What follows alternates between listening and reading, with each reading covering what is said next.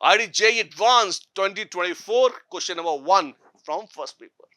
It says a closed vessel contains, जैसे जैसे हम पढ़ते जाएंगे डेटा लिखते जाएंगे ताकि दोबारा ना पढ़ना पड़े। तो आपके पास एक क्लोज्ड वेसल है, बड़ा अच्छा लग रहा है देखकर।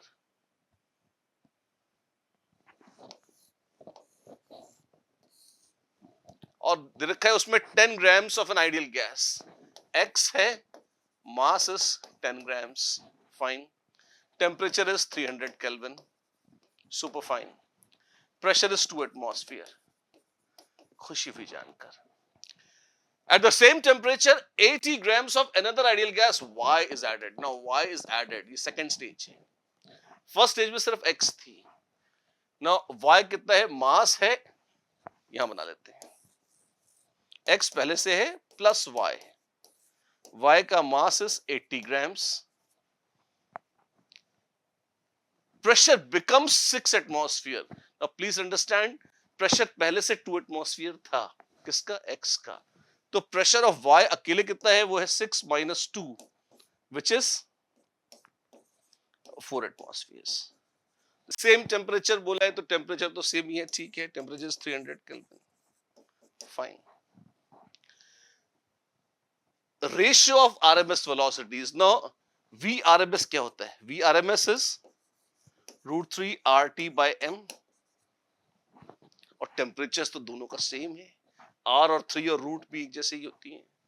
तो Vx upon Vy will be equal to root of My by Mx, reciprocal ratio of roots of their molar masses. तो the ratio root mean square velocities आ जाएगा अगर हमें My by Mx मिल जाए।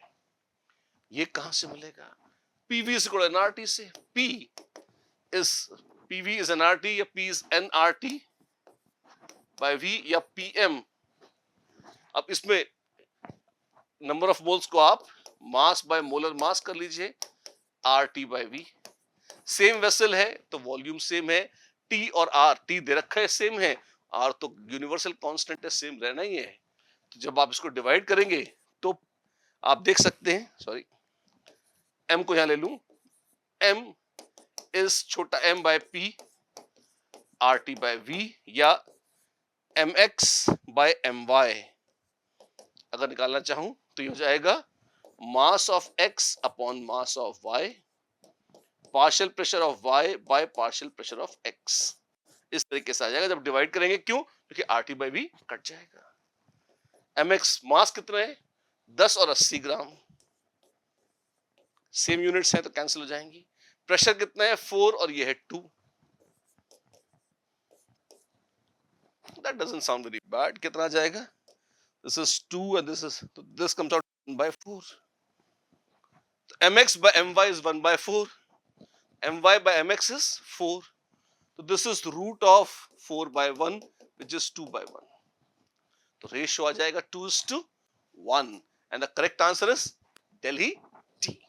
बिल्कुल सिंपल सस्ती फॉर्मूला एप्लीकेशन है। और देखते हैं इसकी एनालिसिस क्या होगी।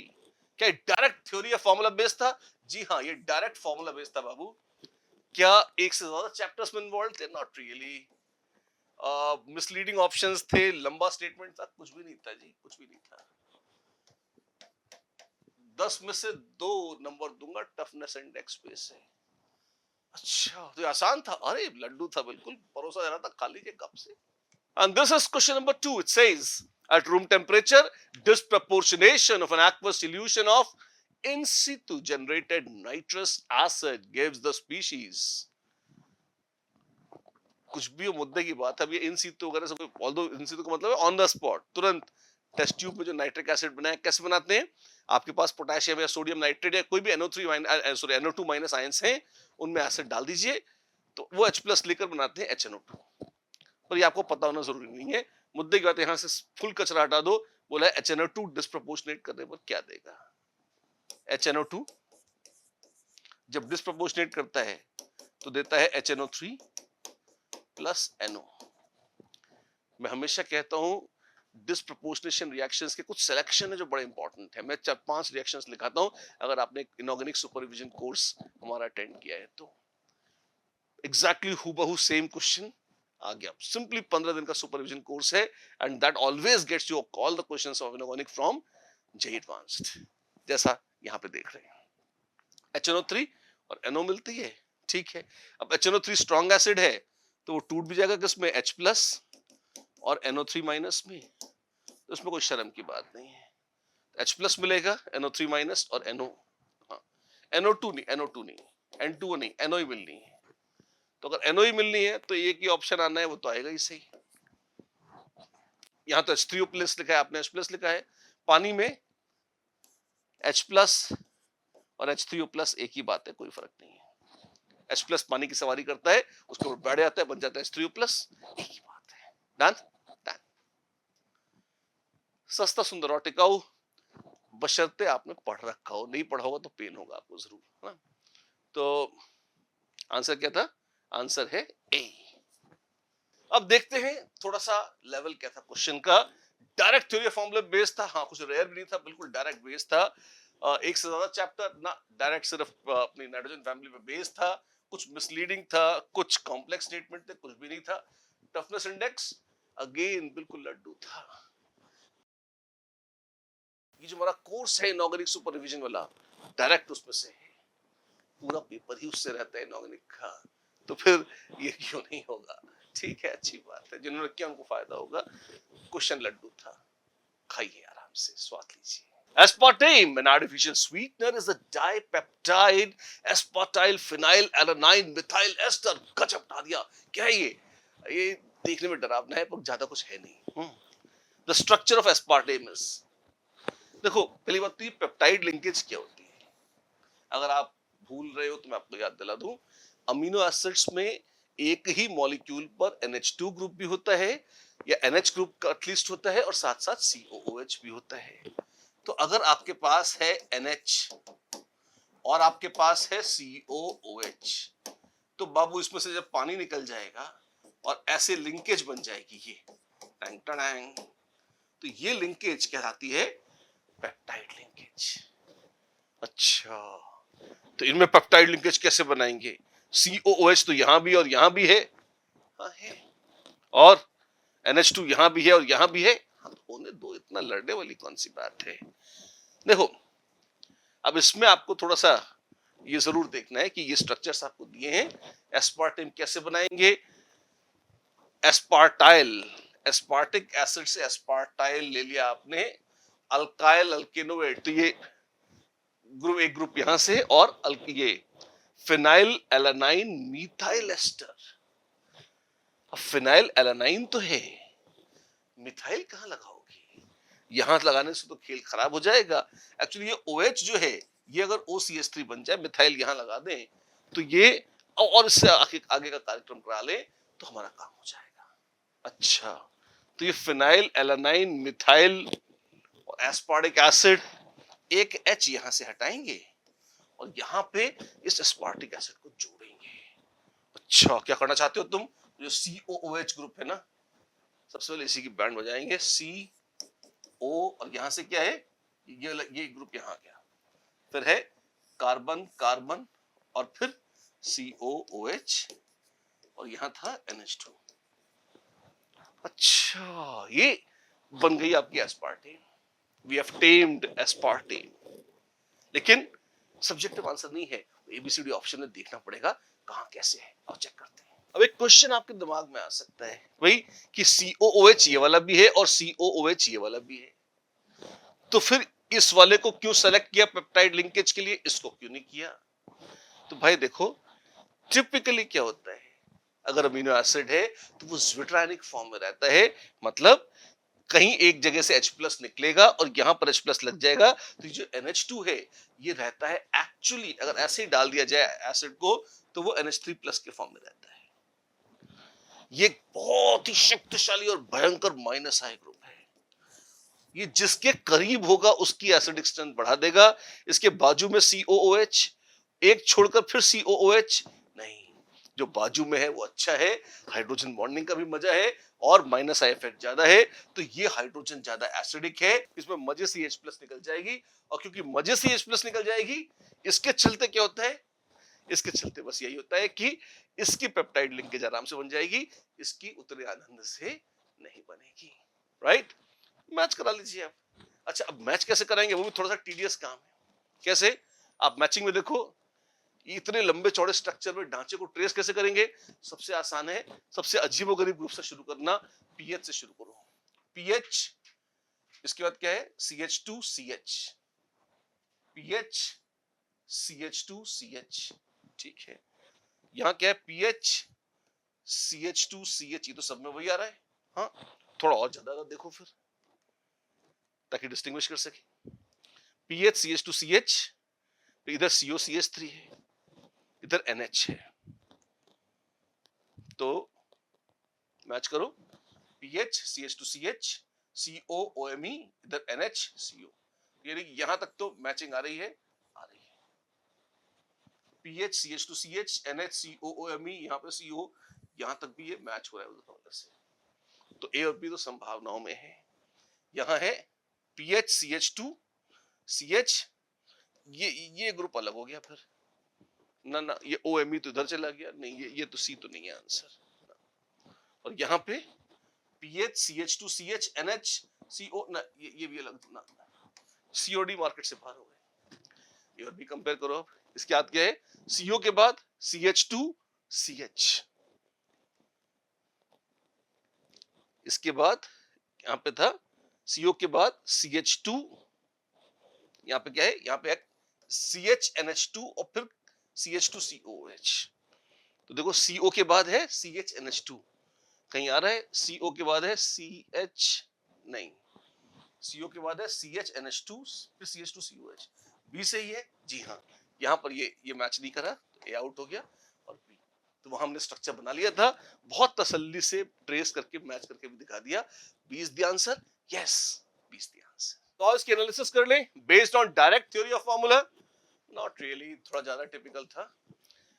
मोर देन वन चैप्टर नहीं, सिर्फ बायोमोलिक्यूल्स पर बेस्ड है, जो ऑर्गेनिक का क्वेश्चन था। मिसलीडिंग ऑप्शंस थे, हाँ थोड़ा सा ट्रेस करना पड़ता था, मतलब धैर्यपूर्वक देखना पड़ेगा, थे बिल्कुल लंबे स्टेटमेंट है, हाँ घिनौने हैं बिल्कुल। Toughness index 6 out of 10, effort लगेगा, थोड़ा सा समय भी खाएगा आपका। अगर कॉन्सेप्ट आता है तो टफ तो नहीं है, लेकिन रट कर नहीं आएगा अंधेपन में, कुछ तो ढंग से सोचना पड़ेगा, कॉन्सेप्ट तो लग रहे हैं, यस। और ज्यादा एसिडिक हाइड्रोजन चुनना उनना, और ठीक ठाक तो 6 किया, इनफैक्ट 7 आउट ऑफ 10 भी दे सकते हैं अपन, we should award it 7। Decent question है बायोमोलिक्यूल्स का। The fourth question is from coordination compounds. अच्छा क्वेश्चन है, टफ नहीं है, थोड़ा सा टीडियस और लेंथी टाइप है। आओ देखिए, amongst the following options select the option in which each complex in set 1, apparently sets दिए हुए हैं, each complex in set 1, तो set 1 में कुछ कॉम्प्लेक्स दिए, shows geometrical isomerism, तो set 1 वाले को में से हर एक को ज्योमेट्रिकल आइसोमरिज्म दिखाना चाहिए, and the two complexes in set 2 are ionization isomers of each other. खून पिया है, क्यों? तो ज्योमेट्रिकल आइसोमरिज्म वैसे ही पीड़ा देता है, फिर उसके बाद आयनाइजेशन भी पूछ लिया है, पर एक तरह से अच्छा है, क्यों? सस्ता कौन है, इजी कौन है करना, आयनाइजेशन आइसोमरिज्म, तो पहले आयनाइजेशन चेक कर लीजिए। आपके मनोरंजन के लिए मैं सब बता दूंगा, लेकिन एग्जाम में कैसे करना है, तो अगर मैं कर रहा हूं तो सबसे पहले टाइम बचाने के लिए मैं आयनाइजेशन चेक करूंगा, वो है नहीं, क्योंकि देखते दिख जाएगा, दिमाग नहीं लगेगा।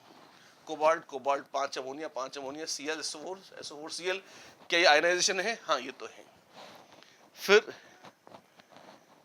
ये जो है दो कॉम्प्लेक्स ब्रैकेट्स, ये कोऑर्डिनेशन आइसोमरिज्म है, जब वही लिगेंड्स हैं लेकिन अलग अलग सेंट्रल एटम के बीच में शेयर्ड है, क्रोमियम के साथ साइनाइड या क्रोमियम के साथ अमोनिया, तो ये तो आयनाइजेशन आइसोमरिज्म है ही नहीं, तो बी ऑप्शन को देखना ही नहीं है। यहाँ पे कोबाल्ट 5 अमोनिया क्लोरीन सल्फेट अंदर बाहर, ये तो ठीक है, ये हो सकता है, बहुत ही षड्यंत्र पूर्वक किया है, और ये भी ये हाइड्रेट आइसोमरिज्म हो सकता था, क्योंकि पानी अंदर बाहर किया है, ये वैसे भी आयनाइजेशन आइसोमरिज्म नहीं है। तो बी और डी ऑप्शंस पे तो विचार ही नहीं करना, एलिमिनेट हो गई। ए और सी में सेकंड लाइन सेम है, तो फर्स्ट लाइन पढ़नी पड़ेगी। अब इसमें देखिए NiCO4 टेट्राहेड्रल होती है, चारों लिगेंड्स एक जैसे हैं, और अगर टेट्राहेड्रल है, परफेक्टली सिमेट्रिक है, कि इसमें ज्योमेट्रिकल आइसोमरिज्म संभव है, कि दो अलग अलग ज्योमेट्रीज या स्ट्रक्चर संभव है? नहीं। तो ये जीआई की कंसीडरेशन से इसको हटाना पड़ गया। इसमें संभव है जरूर, सिस ट्रांस हो सकते हैं, स्क्वायर प्लेनर है, ये इसमें नहीं है, ठीक है। और यहां पर तो इसलिए ये तो ऑप्शन हो ही नहीं सकती ए, तो हारे को हरे नाम, सही आंसर तो सी है। अरे ज्योमेट्रिकल तो आपने चेक ही नहीं किया, बता देते हैं, चेक कर देते हैं। देखो 3 ammonia 3 nitrate, 3 ammonia 3 nitrate facial या मेरिडियनल आइसोमर्स हो सकते हैं। कैसे, मैं ड्रॉ करके दिखाता हूं। और यहां पे 2 क्लोराइड है, ये सिस भी हो सकते हैं और ट्रांस भी। एलिमिनेशन से आंसर आ गया है, फिर भी कैसे ज्योमेट्रिकल आइसोमरिज्म दिखाएंगे ये मैं आपको दिखा देता हूं, फटाफट देखिए। कोबाल्ट,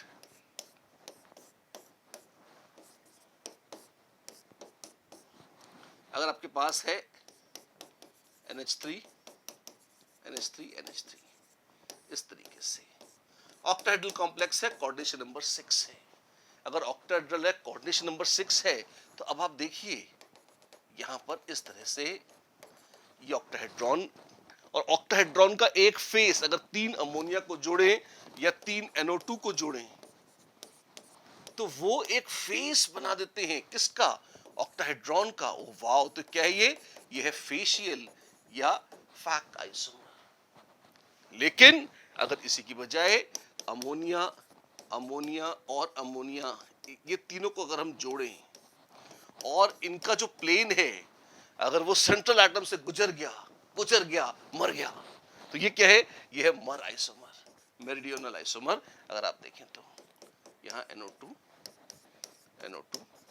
इस तरह से आप देखिए दोनों ही ऑक्टाहेड्रल हैं, लेकिन एक फेशियल, ये मेरिडियनल। तो क्या ये ज्योमेट्रिकल आइसोमरिज्म दिखा रहा है? हाँ, ये दिखा रहा है, बिल्कुल दिखा रहा है, आप देखिए। और EN होल्ड बाय Cl2 ये कैसे दिखाएगा, इसका भी दिखा के बता देते हैं कैसे। देखिए थोड़ी जगह कर लें, हाँ आप देखो CO ऑक्टाहेड्रल में ये EN जो थी इथिलीन डायमीन, उसको बनाया है अपन ने, और ये दोनों क्लोरीन्स आपस में कैसी हैं, आप देखो सिस हैं। तो क्लोरीन सिस हो सकती, तो ऐसा है, क्या यही क्लोरीन ट्रांस हो सकती हैं? हाँ बिल्कुल हो सकती हैं। कैसे, ऐसे हो सकती है बाबू, देखो तो सिस या ट्रांस दो ऑप्शंस हैं, तो क्या ये जीआई शो कर रहा है? ऑफ कोर्स ये भी शो कर रहा है। Each member is showing geometrical isomerism in set 1 और set 2 वाले दोनों आपस में आयनाइजेशन आइसोमर हैं, हाँ हैं, तो सही आंसर सी है। I hope you can see this. फटाफट एक बार इसके एनालिसिस पे कर लें। क्या ये डायरेक्ट थ्योरी ऑफ फॉर्मूला था? Not really. क्या मोर देन 1 चैप्टर्स थे? नहीं। पर मिसलीडिंग ऑप्शंस थी, हाँ थी तो सही। और बहुत लॉन्ग स्टेटमेंट या कैलकुलेशन था, ऑप्शंस तो उलझी हुई थी। 10 के स्केल पर इसको अपन रेट करेंगे टफनेस में 6 पर। अच्छा, ये कैसा है? 6 भी हमारा ठीक ठाक ही है, मतलब ये और लोगों की तरफ मत मानिएगा आप, जो कि मॉडरेट क्वेश्चंस को भी हाई हाई करने लगते हैं। मतलब इस हम जिसको थोड़ा सा मॉडरेट या हल्का सा डेल्टा प्लस मान रहे हैं, उन लोगों के लिए टफ माना जाएगा। केमिस्ट्री में आइए देखते हैं सेक्शन 2 पेपर 1 का 1 और more than possible correct answers वाला पंगा होता है। यहाँ पे ध्यान दीजिएगा। पहला क्वेश्चन थ्योरेटिकल है। Question number 5, amongst the following the correct statements for electrons in an atom is are. This looks like not a very difficult question. Theoretical ही है और काफी plain theory फील आ रही है, ऐसी है। क्यों? Uncertainty principle rules out the existence of definite path for electrons. Definite path होते तो सब कुछ certain हो जाता। हम बात तो ठीक है, ए तो ठीक लग रहा है, fine. Second, the energy of an electron in 2s orbital of an atom, ठीक है, is lower than the energy of an electron that is infinitely far away from the nucleus. E is E naught z square by n square. जहां E naught अपने आप में negative होता है, -13.6 electron volts. तो infinite कर देंगे तो एनर्जी जीरो हो जाएगी, और पास आएगा तो नेगेटिव हो जाएगी। मुद्दे की बात है कि इंफिनिटी पे जितनी एनर्जी थी करीब आएगा तो एनर्जी कम होगी, स्टेबिलिटी बढ़ेगी तो लोअर है। हाँ ठीक बात बोली है। C, according to Bohr's model the most negative energy value for electron is given by n is equal to 1। ऐसा है। हाँ, E नॉट फिक्स्ड है, Z फिक्स्ड है। तो सबसे ज्यादा नेगेटिव कब होगा? जब n सबसे कम होगा। n कम से कम है 1, तो यस मोस्ट नेगेटिव है n बराबर 1, which corresponds to the most stable orbit। yes definitely, जितना करीब है उतना स्टेबल है। सी भी सही है, सारे सही होते जा रहे हैं। डी देखो, according to Bohr's model, Bohr की दुनिया सरल दुनिया है, the magnitude of velocity of electrons increases with increase in value of n। v is equal to v not into z by n। जैसे जैसे न्यूक्लियस में प्रोटॉन बढ़ेंगे वैसे वैसे तेजी से घूमेगा। क्यों? डर लगता है गिर न जाए। और n बढ़ेगा, दूर जाएगा, तो ऑफ कोर्स वेलोसिटी कम हो जाएगी। तो आप देखेंगे ये बात सही है, झूठ है ये ना। करेक्ट आंसर्स क्या है? करेक्ट आंसर्स है A B C. A B C सही है। तो एनालिसिस क्या होगी इसकी, आओ देखें। इसमें क्या डायरेक्ट थ्योरी है? हाँ रे डायरेक्ट ही है, थ्योरी में कोई बहुत ज्यादा झंडे तो गाड़े नहीं है। ठीक है। फिर based on more than one chapter, ना ना ना नॉट रियली। कुछ मिसलीडिंग ऑप्शंस थे, बहुत सीधे साधे थे, कुछ मिसलीडिंग नहीं था। और बहुत लॉन्ग स्टेटमेंट था, मॉडरेटली लॉन्ग था। बहुत स्टेटमेंट तो भर भर के थे, पढ़ने तो पड़े कम से कम। तो काइंड ऑफ कभी हाँ कभी ना, बीच की स्थिति है। अपने टफनेस इंडेक्स में 4 आउट ऑफ 10। एडवांस के हिसाब से अगर हम देखें, इजी क्वेश्चन ही था। एमसीक्यू की दृष्टि से तो ठीक ही था, मतलब काफी इजी था, स्कोरेबल था। The reaction of isopropyl benzene, now isopropyl benzene या क्यूमीन with O2, बिल्कुल स्टैंडर्ड, चीख चीख के कह रहा है क्या? क्यूमीन हाइड्रोपेरोक्साइड सिंथेसिस की चर्चा होने वाली है शायद। तो reaction of isopropyl benzene with O2 followed by treatment with H3O plus forms phenol and a byproduct P। ठीक है, इस पे बनती है फिनॉल और बाय प्रोडक्ट क्या होता है? एसीटोन बनती है एक्चुअली। अब इसके बाद बोला है द रिएक्शन ऑफ पी, अब पी आइडेंटिफाई हो चुका है, with 3 equivalents of chlorine. Now P अगर आप करेंगे विथ 3 इक्विवेलेंट्स ऑफ क्लोरीन तो इससे मिलता है क्यू, आखिर क्यू। अब बड़ा स्टैंडर्ड सा रिएक्शन है, एच एच एच रिप्लेस होते जाएंगे और सीएल सीएल सीएल लगता जाएगा, तो मुझे मिल जाएगा trichloro acetone plus 3HCl। Direct याद किया हुआ रिएक्शन है, कोई मैकेनिज्म नहीं चाहिए, सीधा डायरेक्ट रिएक्शन है। जब आपके पास इस तरह से जैसे ट्राइक्लोरो एसिटाल्डिहाइड मिलता था, अगर एसिटाल्डिहाइड को क्लोरीन से ट्रीट करते तो ट्राइक्लोरो एसीटोन मिल गई आपको। ये है क्यू, आखिर Q. Treatment of Q with calcium hydroxide, ओह जान ले लो, कैल्शियम हाइड्रोक्साइड के साथ ट्रीट किया तो अब क्या होगा? OH माइनस अटैक करेगा, टिंग टड़ांग, और CCl3 माइनस निकाल देगा, आपको क्लोरोफॉर्म मिल जाएगी CHCl3। तो हेलोफॉर्म रिएक्शन, और CH3COO माइनस ये मिल जाएगा, ये है R and calcium salt S, ये है, ये होल्ट वाइज कैल्शियम आ गया और ये सॉल्ट है S। अच्छी बात है। The correct statements regarding PQRS is R। अब सही स्टेटमेंट्स का चुनाव करना है। क्वेश्चन देखिए, वर्ड प्रॉब्लम थी, इस सेंस में थोड़ी लंबी लग सकती है, टफ नहीं है अगर रिएक्शंस याद हो तो। एक खास बात है, मैकेनिज्म जानने की आवश्यकता नहीं है, बिल्कुल प्लेन रिएक्शन है, मतलब आपको क्यों आइसोप्रोपाइल बेंजीन लिया है, कोई सब्स्टिट्यूएंट वगैरह नहीं लगाया है इसमें। ठीक है। Reaction of P with R, P with R, P तो एसीटोन है विथ क्लोरोफॉर्म।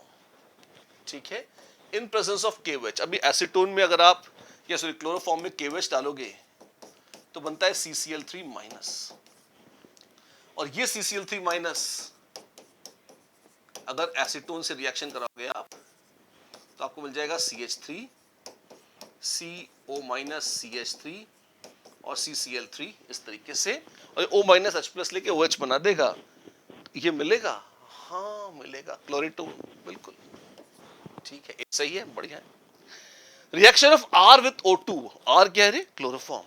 क्लोरोफॉर्म को कि वेपर्स को अगर आप ऑक्सीडाइज करते हैं कैटलिस्ट की प्रेजेंस में, लाइट वाइट चमका के, फॉस्जीन मिल जाएगी, बिल्कुल मिल जाएगी। तो ये भी सही है। इनफैक्ट फर्स्ट वर्ल्ड वॉर ने हेबर ने, एक वैज्ञानिक थे हेबर, आपने हेबर्स प्रोसेस पढ़ी होगी, उन्होंने बड़े बड़े ऐसे यंत्र बनाए थे जो इस तरह की फॉस्जीन गैस बनाकर सामने वाले सिपाहियों को केमिकली मर्डर कर दिया करते थे। फिर सी देखिए, Q reacts with NaOH. Q reacts with NaOH, acetone or NaOH to produce Cl3 CH2OH and this, ठीक है, Cl3CCOONA, ऐसा कुछ बनना चाहिए क्या? मतलब क्या ये आपको कैनिज़ारो लाइक रिएक्शन दे देगा? नहीं, बिल्कुल नहीं। ध्यान दीजिएगा, अगर CCl3CHO अगर ट्राइक्लोरो एसिटाइलडिहाइड होता तब इस तरह की कल्पनाएं फिर भी एक बार आप कंफ्यूज होके करते हो, तब भी होता जो नहीं होता अलग बात है। यहाँ तो कोई सेंस ही नहीं, आपने कार्बन उड़ा डाले, खा डाले, ठीक नहीं किया। एसिडोन में 3 कार्बन थे, यहाँ पर आपके पास 2 ही कार्बन बचे, तीसरा क्या किया? खा गए। नहीं, ये पाप है, शुद्ध पाप है। सी गलत है, सी गलत है। और D, S on heating gives P.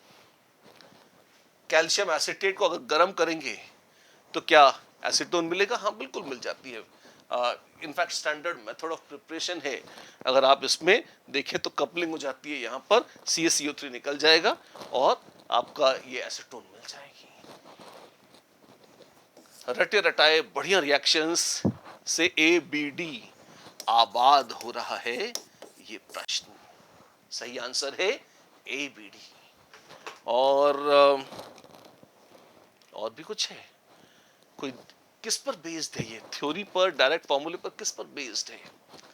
Well, सीधा सा तो क्वेश्चन नहीं है, अगर एनालाइज करेंगे तो टिपिकल सा था थोड़ा। एक से ज्यादा चैप्टर है, कह सकते हो। एल्डिहाइड कीटोन्स लार्जली था, पर और भी बहुत कुछ तड़के लगे हुए थे इसमें। देखिए, मिसलीडिंग ऑप्शंस भर भर के थी और लॉन्ग स्टेटमेंट था, बिल्कुल था। मोर देन वन करेक्ट था। तो हमारे टफनेस इंडेक्स में क्या रेटिंग होगी? 8 मिलने चाहिए 10 में से।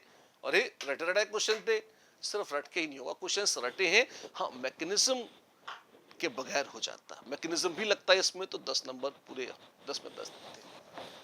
पर ठीक है, अच्छा क्वेश्चन है फिर भी। ऑर्गेनिक में कुछ तो पूछा है। And a question from chemical bonding, question number 7, it says the options in which at least 3 molecules follow octet rule is are. बहुत ही लड्डू क्वेश्चन है केमिकल बॉन्डिंग का। बॉन्डिंग अगर आपने पढ़ी है ढंग से, चुटकियां बजाते ही हो जाएगा। आइए देखिए इसे। आपके पास है CO2 C2H4। क्या CO2 ऑक्टेट रूल फॉलो करती है? बना के देख लेते हैं। OCO, हाँ, बाइज्जत ऑक्टेट रूल फॉलो करती है। और सच तो ये है, अगर सेकेंड पीरियड के ही एलिमेंट्स हैं तो चांसेस बहुत ज्यादा हैं कि ऑक्टेट रूल फॉलो जरूर करेंगे। C2H4, अब C2H4 NO एंड HCl, ठीक है। अब C2H4 में C2H4, एक मजे की बात है, कार्बन ऑक्टेट रूल फॉलो करता है, हाइड्रोजन नहीं करती, है ना। तो जो प्रश्न है, 3 मॉलिक्यूल्स फॉलो ऑक्टेट रूल, ध्यान रखिएगा, ऑक्टेट रूल मॉलिक्यूल के लिए होता नहीं, ऑक्टेट रूल एटम्स के लिए होता है। 1 और मोर देन 1 करेक्ट है। महान जे एडवांस ने भी इसमें शब्दों का एक ऐसा खेल किया है कि गोलमाल है भाई, सब गोलमाल है ना। तो इसमें अगर आप देखेंगे तो हाइड्रोजन ऑक्टेट रूल फॉलो नहीं करती, प्रायः हाइड्रोजन की चर्चा करी नहीं जाती है। अक्सर लोग उसे नेग्लेक्ट कर देते हैं, मान लेते हैं कि उसका अस्तित्व ही नहीं है। होता तो है कि वो ऑक्टेट रूल फॉलो करती है, वो ड्यूप्लेट फॉलो करती है अपना उस, है ना। तो इसको क्या कहेंगे? गड़बड़ी है। NO में ऑड इलेक्ट्रॉन्स हैं इस तरीके से। तो नाइट्रोजन के वैलेंस शेल में 7 ही इलेक्ट्रॉन है, तो NO तो किसी कीमत पर ऑक्टेट रूल फॉलो नहीं कर सकती। और HCl बाइज्जत ऑक्टेट रूल फॉलो कर लेता है। तो CO2 करती है, HCl करता है, NO नहीं करती। और C2H4 को अब ये संदिग्ध हो जाता है। कई लोग ऐसे हैं जो कह देंगे हाँ करता है, वो कार्बन को देख रहे हैं। लेकिन अगर हम कहते हैं कि मॉलिक्यूल ऑक्टेट रूल फॉलो कर रहा है, तो कहीं ना कहीं इसका अर्थ तो ये भी निकलता है कि मॉलिक्यूल का हर एटम ऑक्टेट रूल फॉलो कर रहा है। ऐसे कैसे बोल दिया आपने, मुझे गोली लग गई। गोली लग गई कहां? मेरे हाथ को गोली लग गई। अबे हाथ भी तो मेरे अंदर है, तो हाथ को लगे या पैर को या सिर को गोली तो लगेगी ना। तो उसी तरीके से कहीं भी गोली लगे इंसान को तो कहेगा अरे मुझे गोली लग गई। ऐसे ही कहीं भी अगर ऑक्टेट रूल फॉलो नहीं हो रहा तो हम कहेंगे अरे उस मॉलिक्यूल में ऑक्टेट रूल फॉलो नहीं हो रहा, नॉर्मल भाषा में। तो ए एक गड़बड़ ऑप्शन के रूप में आती है, कभी हाँ कभी ना में भी इसे कहा जा सकता है। अगर मुझे ही इस भाषा के हिसाब से कहना होगा तो मैं तो कहूंगा ऑक्टेट रूल फॉलो नहीं होता, क्योंकि हाइड्रोजन ऑक्टेट रूल कभी फॉलो नहीं करती। फिर अच्छा ये मेरा मत है इस भाषा के हिसाब से, लेकिन मोस्ट प्रोबेबली जे क्या करेगा, मोस्ट प्रोबेबली वो कहेगा कि हाँ ये ऑक्टेट रूल फॉलो करता है। क्यों? क्योंकि अधिकांश लोग यही कहेंगे। क्यों? क्योंकि वो कार्बन को देखते हैं, कई बार हाइड्रोजन को देखते ही नहीं है। ये खतरनाक है। पी को देखें, NO2 NO2 में भी total number of electrons odd हैं।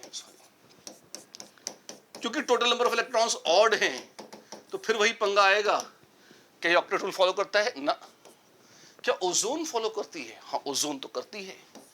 अगर आप देखें इसके सारे स्पीशीज या मॉलिक्यूल्स वही हैं जो हम जब लुईस डॉट स्ट्रक्चर्स पढ़ाते हैं। अगर मॉर्निंग के हमारे लेक्चर्स आप देखें तो क्लास के जो इलस्ट्रेशंस हैं, जो फर्स्ट लुईस डॉट स्ट्रक्चर्स बनाने के बाद जो होमवर्क दिया जाता है, सारे के सारे वही मॉलिक्यूल्स हैं। वो कितना महान है, कोई महानता की इतनी महान बात नहीं है। क्यों? मतलब ये तो इतने तो पढ़ाने चाहिए, वैसे भी करीब 100 स्ट्रक्चर्स हम कराते हैं, ये सब उन्हीं में से हैं। ओजोन ऑक्टेट रूल फॉलो करती है? हाँ करती है। HCl करता है तो देख लिया, हाँ करता है। और सल्फ्यूरिक एसिड करता है?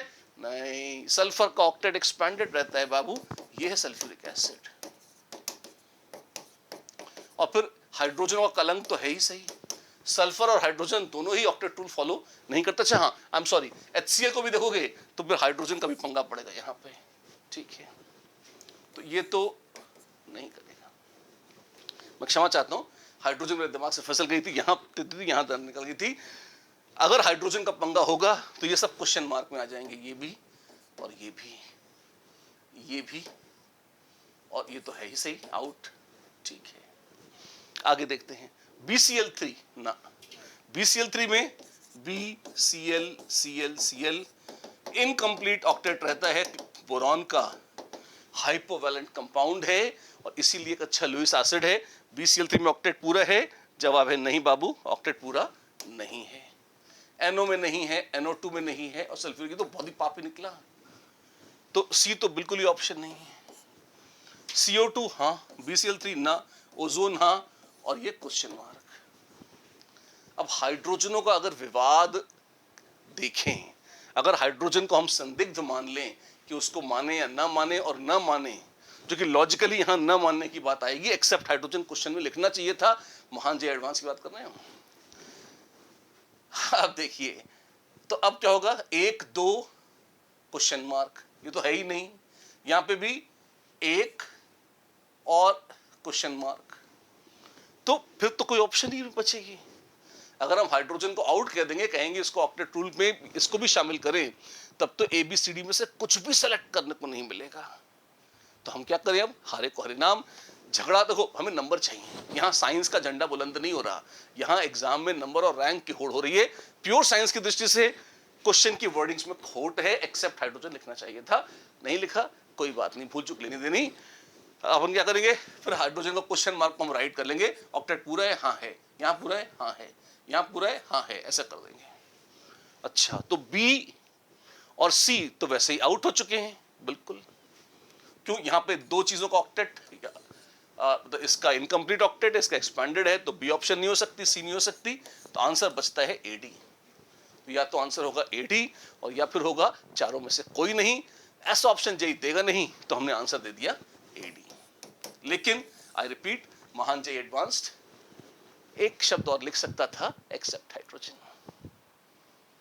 क्वेश्चन कैसा है? क्वेश्चन अगर हाइड्रोजन का विवाद न देखें, सस्ता सुंदर और टिकाऊ सीधा प्रश्न है, बहुत मुश्किल नहीं है। Direct theory of formula based है, थोड़ी सी तो मेहनत करनी पड़ेगी, स्ट्रक्चर्स बनाने पड़ेंगे, तो मिडिल पॉइंट कह सकते हैं आप। Based on more than 1 chapters, नहीं, एक से ज्यादा चैप्टर पर बेस्ड नहीं है। मिसलीडिंग ऑप्शंस तो बिल्कुल भी नहीं है। क्वेश्चन के स्टेटमेंट में मूर्खता का तत्व है, वो एक अलग बात है, और मिसलीडिंग है, कंफ्यूजिंग नहीं है, बहुत लॉन्ग है, और मतलब इतने सारे स्ट्रक्चर्स बनवाए, कुछ तो लेंथ है ही सही। लगभग लगभग टफनेस लेवल पर मैं इसको दूंगा 10 में से 5। मॉडरेट लेवल क्वेश्चन है, टफ तो बिल्कुल भी नहीं है। हाँ, ये जरूर है थोड़ा सा लंबा कुछ बच्चों को लग सकता है जिन्होंने प्रैक्टिस नहीं करी है, इसीलिए 5 कहे हैं, नहीं तो शायद 2 या 3 कहता। ओवरऑल इजी क्वेश्चन है। And question number 8 is from thermodynamics. Thermodynamics well आसान सा चैप्टर है, अच्छा चैप्टर है वैसे, लेकिन फिजिक्स और केमिस्ट्री में कॉमन होने से डबल फायदे वाला चैप्टर है। उसमें क्या पूछा है आइए देखते हैं। Consider the following volume temperature diagram for the expansion of 5 moles of an ideal monoatomic gas.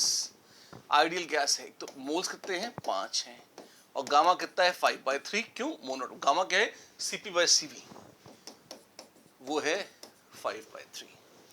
बहुत ही routine unimaginative question, but nonetheless question तो है ही।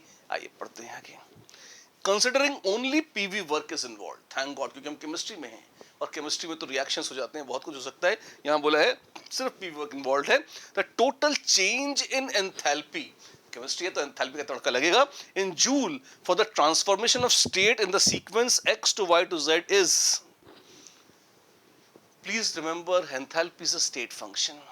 तो ठीक है, आप x से शुरुआत किया आपने, फिर आप y पे आए, फिर आप z पर आ गए, तो डेल्टा h zx, मतलब या xz आप कहें कि x से आप z पर आए हैं, दिस इज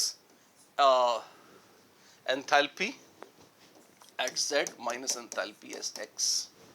इतना ही, y का कोई मूल्य नहीं है, अच्छी बात है।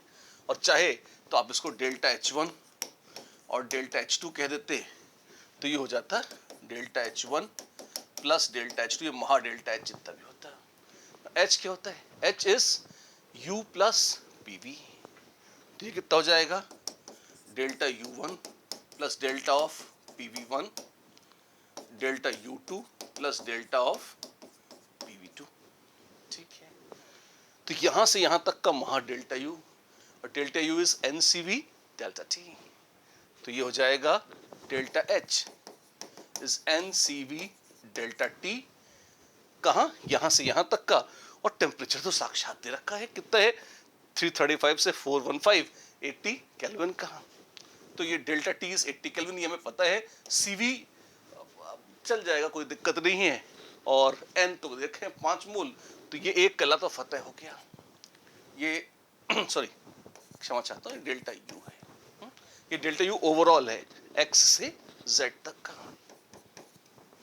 फिर ये जो पीवी की बात कर रहे हैं, डेल्टा पीवी, हम इनफैक्ट भी कह सकते हैं कि PV at Z minus PV at X, इतना ही चाहिए।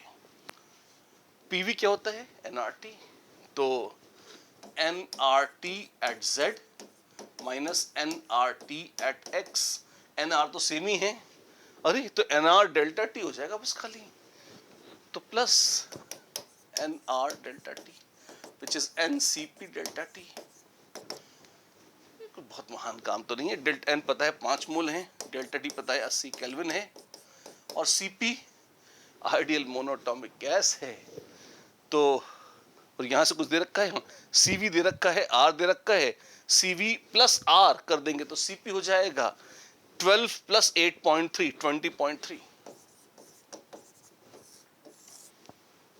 जूल्स, इतने जूल्स आ जाएगा। ओहो, क्या करें? मल्टीप्लाई करो, और क्या करेंगे? 400 इंटू 20.3 4, इतने joules which is 4 into 2.03 kilo joules अगर चाहिए तो। How much is this? 812 या सॉरी 8.12 किलो जूल्स और 8120 joules. Is this the answer? Yes, this is the answer, as simple as that. कोई हिकअप्स, कोई रहस्य, कुछ भी रहस्य नहीं है, सीधा साधा सस्ता सुंदर और टिकाऊ क्वेश्चन है। आइए ग्रेड कर लेते हैं इसको, क्या कहेंगे आप? डायरेक्ट थ्योरी ऑफ फॉर्मूला पे बेस्ड है, बिल्कुल अंधा सब्स्टिट्यूशन तो नहीं है, थोड़ी मेहनत तो आपसे कराई गई है, ठीक है, यस। फिर मोर देन वन चैप्टर पर बेस्ड है ना, रे शुद्ध थर्मोडायनेमिक्स पर बेस्ड है। ऑप्शंस मिसलीडिंग थे, बिल्कुल नहीं, बिल्कुल सीधे सस्ते ऑप्शंस थे, और बहुत लॉन्ग स्टेटमेंट या सॉल्यूशन या कैलकुलेशन नहीं, बहुत लॉन्ग भी नहीं है, मॉडरेट है, बीच का है, आप कह सकते हो। ओवरऑल अगर इसको मार्क्स देंगे कितने, थर्मो का सरल क्वेश्चन है, थर्मो में अच्छे ट्रिकी क्वेश्चंस पूछे जा सकते थे, बहुत सारे पूछे जाते रहे हैं, यहाँ पर कुछ ज्यादा ग्लैमर नहीं दिखता, हद से ज्यादा 5 नंबर मिलेंगे, ज्यादा नहीं मिलेगा, इतना ही है बस। ये था थर्मो का क्वेश्चन जे एडवांस 2024 का। कंसिडर द रिएक्शन, अब देखिए काइनेटिक्स का क्वेश्चन है, हाइड्रोजन NO से रिएक्ट कर रही है, N2 और पानी बना रही है, अच्छा लग रहा है देखकर। विच फॉलोज द मैकेनिज्म, एक रैपिड इक्विलिब्रियम है, फिर स्लो रिएक्शन है, फिर फास्ट रिएक्शन, 3 स्टेप से रखे हैं। Order of the reaction is, order of reaction देखते कैसे हैं, ऑर्डर ऑफ रिएक्शन देखते हैं रेट डिटरमाइनिंग स्टेप से। तो rate determining step, rate of overall reaction is same as rate of slowest step. Slowest step है सेकंड, और second step का रेट क्या है, rate is K2 into N2O2 into H2। ये कैसे, लॉ ऑफ मास एक्शन लगाया है हमने स्टेप 2 पर, क्यों, क्योंकि स्लोएस्ट स्टेप दे रखा है, तो जो स्लोएस्ट है उस पर लॉ ऑफ मास एक्शन लगाइए, उसका रेट प्रोपोर्शनल है, directly proportional to active masses, ऐसे लिख दिया हमने। क्या हमें N2O2 और H2 पता है, H2 तो बाकायदा रिएक्टेंट है, कोई दिक्कत ही नहीं है, N2O2 एक इंटरमीडिएट है, तो इसको हमको निकालना होगा औरों के टर्म्स में। रैपिड इक्विलिब्रियम बोला है, अगर इक्विलिब्रियम बोला है तो मैं कह सकता हूं K1 by K minus 1, this is N2O2 upon NO का स्क्वायर, N2O2 अपॉन NO का स्क्वायर। वाह, तो N2O2 कितना हो जाएगा, इधर देखिए, तो N2O2 हो जाएगा NO का square into K1 by K minus 1, यहां लिख देता हूं, तो K1 K2 upon K minus 1 NO का स्क्वायर इंटू H2। और वाह, बस इतनी सी बात, बस इतनी सी बात। 2 + 1 3, तो ऑर्डर ऑफ रिएक्शन तो 3 लगता है, second order with respect to NO and first order with respect to hydrogen, सही है, बस इतना ही है, बस इतना ही है। अच्छी बात है, तो कैसा क्वेश्चन है, वेल है तो मजेदार। आप देखिए, based on direct theory of फॉर्मूले नहीं, थोड़ा सा दिमाग लग रहा है, आपको कुछ हिसाब लगाना पड़ेगा, एक ही चैप्टर का है, हाँ एक ही चैप्टर का है। मिसलीडिंग ऑप्शंस, कोई ऑप्शन ही नहीं थे, मिसलीडिंग क्या होगा बेचारा, लॉन्ग स्टेटमेंट मॉडरेट था, मतलब ऐसा भी नहीं कि बहुत सस्ता था, 3 स्टेप्स दिए थे मैकेनिज्म में, थोड़ी बहुत मेहनत तो थी। ओवरऑल कैसे रेट करेंगे, 6 out of 10, that should be the rating for this question. Tough नहीं है, मॉडरेट लेवल क्वेश्चन कहूंगा। ये था काइनेटिक्स का हमारा क्वेश्चन। दिल तो ऑर्गेनिक चुराकर बैठी है ऐसा लग रहा है, कैसे, आप देखिए इस क्वेश्चन को, वर्ड प्रॉब्लम पूछिए फिर से, तो कुछ तो दम रखती है, आइए पढ़ते हैं। Complete reaction of acetaldehyde with excess formaldehyde upon heating with concentrated NaOH solution gives P and Q। अगर आप भूले न हो तो एक रिएक्शन होता है जिसे हम कहते हैं Tollens condensation, Tollens followed by Cannizzaro, classic case है, क्लास का इलस्ट्रेशन है वैसे तो हमारे, लेकिन कभी कभी चर्चा में आता है, कभी नहीं भी आता है। Compound P does not give tolerance test while Q on acidification gives tolerance test, blah blah blah। आइए देखते हैं क्या है, राइट। तो पहले एसिटाल्डिहाइड और एक्सेस फॉर्माल्डिहाइड को देखें क्या होगा। आपके पास है CH3 COH और HCOH, जब बेस डालेंगे तो सबसे पहले एल्डोल कंडेंसेशन चालू होगा, बनेगा कार्बन आयन, OH माइनस के साथ CH2 माइनस COH और HCOH। अगर आप देखें बहुत ही प्यारा है, इस तरीके से क्या किया, सबसे पहले इनोलेट एनायन बना और अटैक, ओह माय गॉड क्या हो रहा है, वेल अल्डोल बन गया, CH2 COH तो था ही, और यहां आपने CH2O माइनस बनाया जो H+ ले लेगा और ये बन जाएगा, तो एक अल्फा हाइड्रोजन रिप्लेस हो गई CH2OH ग्रुप से। कथा जाए पुनि पुनि दोहराई। 3 अल्फा हाइड्रोजन थी, 3, तो बारी बारी से तीनों, फिर यहाँ फिर OH माइनस आएगा, फिर H प्लस निकलेगा, इनोलेट बनेगा, फिर अटैक होगा, 3 बार ये ड्रामा होगा।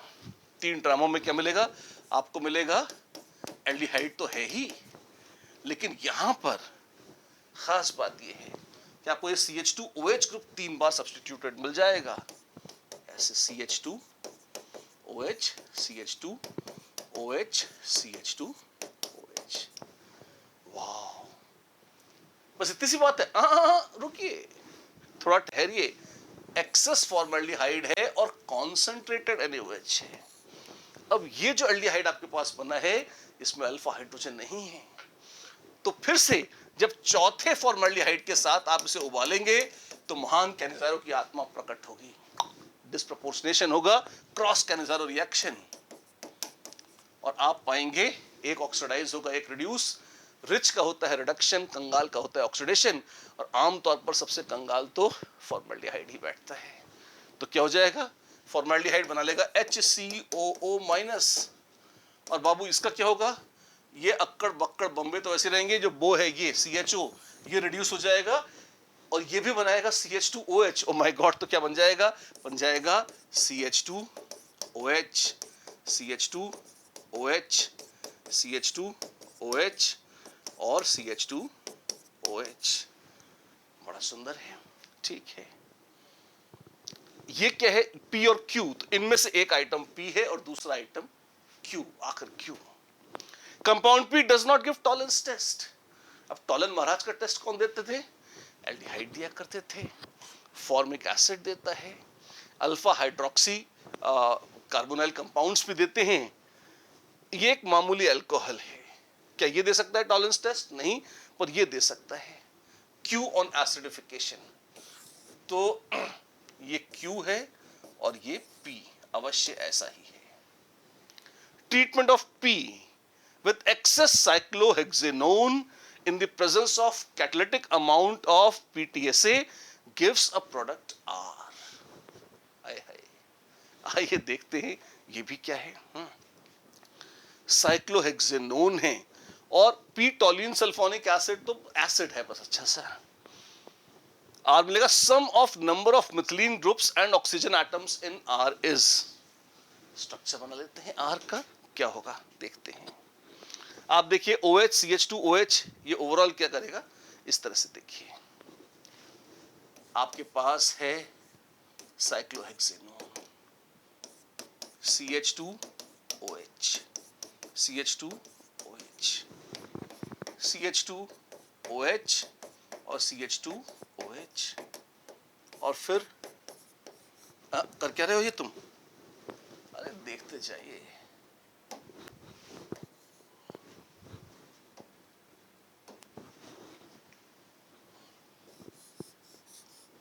इस तरह से क्या मिलेगा?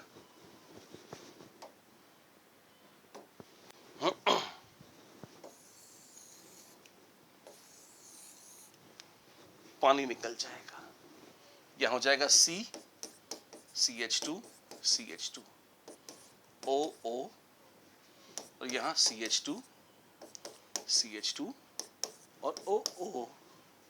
ये तो पहले से ही, नया क्या जुड़ेगा इसके साथ? आओ देखिए ऐसे।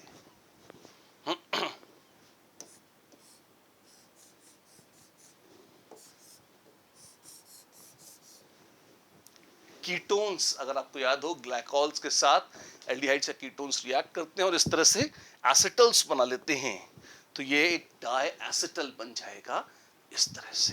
गजब। फिर पूछा है मिथिलीन ग्रुप्स कितने हैं? अक्कड़ बक्कड़ बम्बे बो, 4 मिथिलीन ग्रुप्स हैं। CH2 ग्रुप्स की संख्या कितनी है? 4। और ऑक्सीजन एटम्स कितने हैं? यह है R।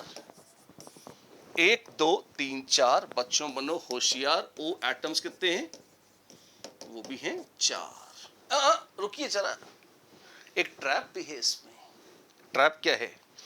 इतनी मेहनत से आपने नए नए मिथिलीन ग्रुप लगा के रखे हैं तो आपको अच्छा लग रहा होगा। गौर फरमाइए, मिथिलीन ग्रुप यहां भी हैं, CH2 CH2 CH2 CH2 CH2। इतनी मेहनत करने के बाद आपको लग सकता है कि आपने बहुत कद्दू में तीर मार लिया, नहीं, पिक्चर अभी बाकी है मेरे दोस्त। 1 2 3 4 5 इस रिंग में, और 1 2 3 4 5 इस रिंग में, ये 10 और बाकी हैं, जोड़िए 18 हो जाएंगे। अच्छा, धोखा धोखा धोखा, हम ट्रैप्स पे ट्रैप्स, ट्रैप्स पे traps. It looks like thriller movie, बिल्कुल पिक्चर की तरह चल रहा है, जिसमें एक के बाद एक ऐसे ट्रैप्स हैं कि आप बिल्कुल अंत तक भी आ गए, तो भी थोड़ी सी सावधानी हटी, दुर्घटना घटी। 18 हो गए इसका आंसर, 8 नहीं। क्यों? क्योंकि 10 मिथिलीन ग्रुप्स तो उस सस्ती साइक्लोहेक्सेनोन के साथ भी आ गए, नालायक के साथ, जो अंत में बिल्कुल चुपचाप धोखे से प्रवेश कर गई है। तो सही उत्तर 18 है इसका। और आप देखें क्वेश्चन कैसा था। ऐसा क्वेश्चन है जो कि बहुत सारे काम कर रहे हैं। पहले आपने अल्डोल कंडेंसेशन कराया, फिर कैनिसेरो कराया, फिर उसके बाद आइडेंटिफिकेशन कराया किसके, पीओसी के या प्रैक्टिकल ऑर्गेनिक केमिस्ट्री से। फिर यहाँ पे तसल्ली नहीं हुई, फिर आपने कीटोन्स का कंडेंसेशन फिर नया कराया। और ये सब कराने के बाद भी जब कलेजा ठंडा ना हुआ, तो आपने उसमें मिथिलीन ग्रुप साइक्लोहेक्सेनोन के भी जोड़ लिए। बहुत ही मजेदार क्वेश्चन, कम ही होता है, लेकिन this question gets 10 on 10 when it comes to toughness. Tricky था, लंबा था, ट्रैप्स थे, मिसलीडिंग चीजें थी। बेहतरीन क्वेश्चन, ये उन क्वेश्चंस में से है जिनके लिए जेई अपना थोड़ा सा नोटोरियस माना जाता है, या माना जाता है कि हाँ अच्छा है। बेहतरीन क्वेश्चन, देखने लायक क्वेश्चन है। अमंगस्ट VCO6 और कई सारे कंपाउंड्स दे रखे हैं।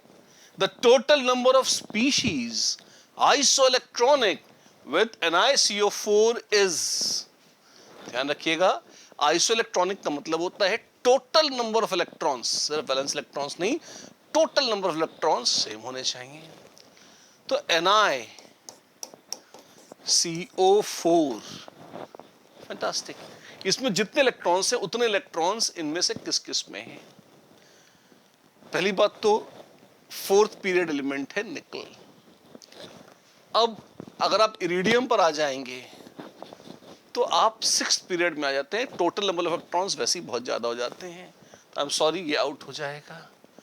बाकियों को देखिए, vanadium, chromium, copper, manganese, iron, cobalt, chromium, ये सब तो उसी खानदान के लग रहे हैं, मतलब उसी पीरियड के लग रहे हैं। अब देखते हैं VCO6 ना, 4 CO और 6 CO। अब आप देखिए, वेनेडियम के बाद वेनेडियम कौन सा है? ग्रुप 5 में। निकल कौन सा है?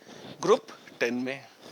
तो 5 से 10, 5-6 इलेक्ट्रॉन्स का जो फर्क पड़ा, ठीक है, पर आपने 4 की बजाय 6 CO जोड़ दी, तो 2 CO अलग, कार्बन के 6 इलेक्ट्रॉन्स, ऑक्सीजन के 8, तो मतलब 1 CO में टोटल 14 इलेक्ट्रॉन्स है, 2 CO में 28 इलेक्ट्रॉन्स एक्स्ट्रा है टोटल। अगर आप देखेंगे तो 4 CO के साथ 6 CO की मैचिंग तो हो ही नहीं सकती, सॉरी। तो इनफैक्ट अकेली CO, क्योंकि 14 इलेक्ट्रॉन्स कंट्रीब्यूट कर रही है, CO 5 भी होगी तो बहुत ज्यादा हो जाएगी, और 3 भी होगी तो आई एम वेरी सॉरी, कम रह जाएगी। तो हर एक परिणाम लेने के ये बच रहा है, इसको जरूर चेक कर सकते हैं। CrCO4 4-।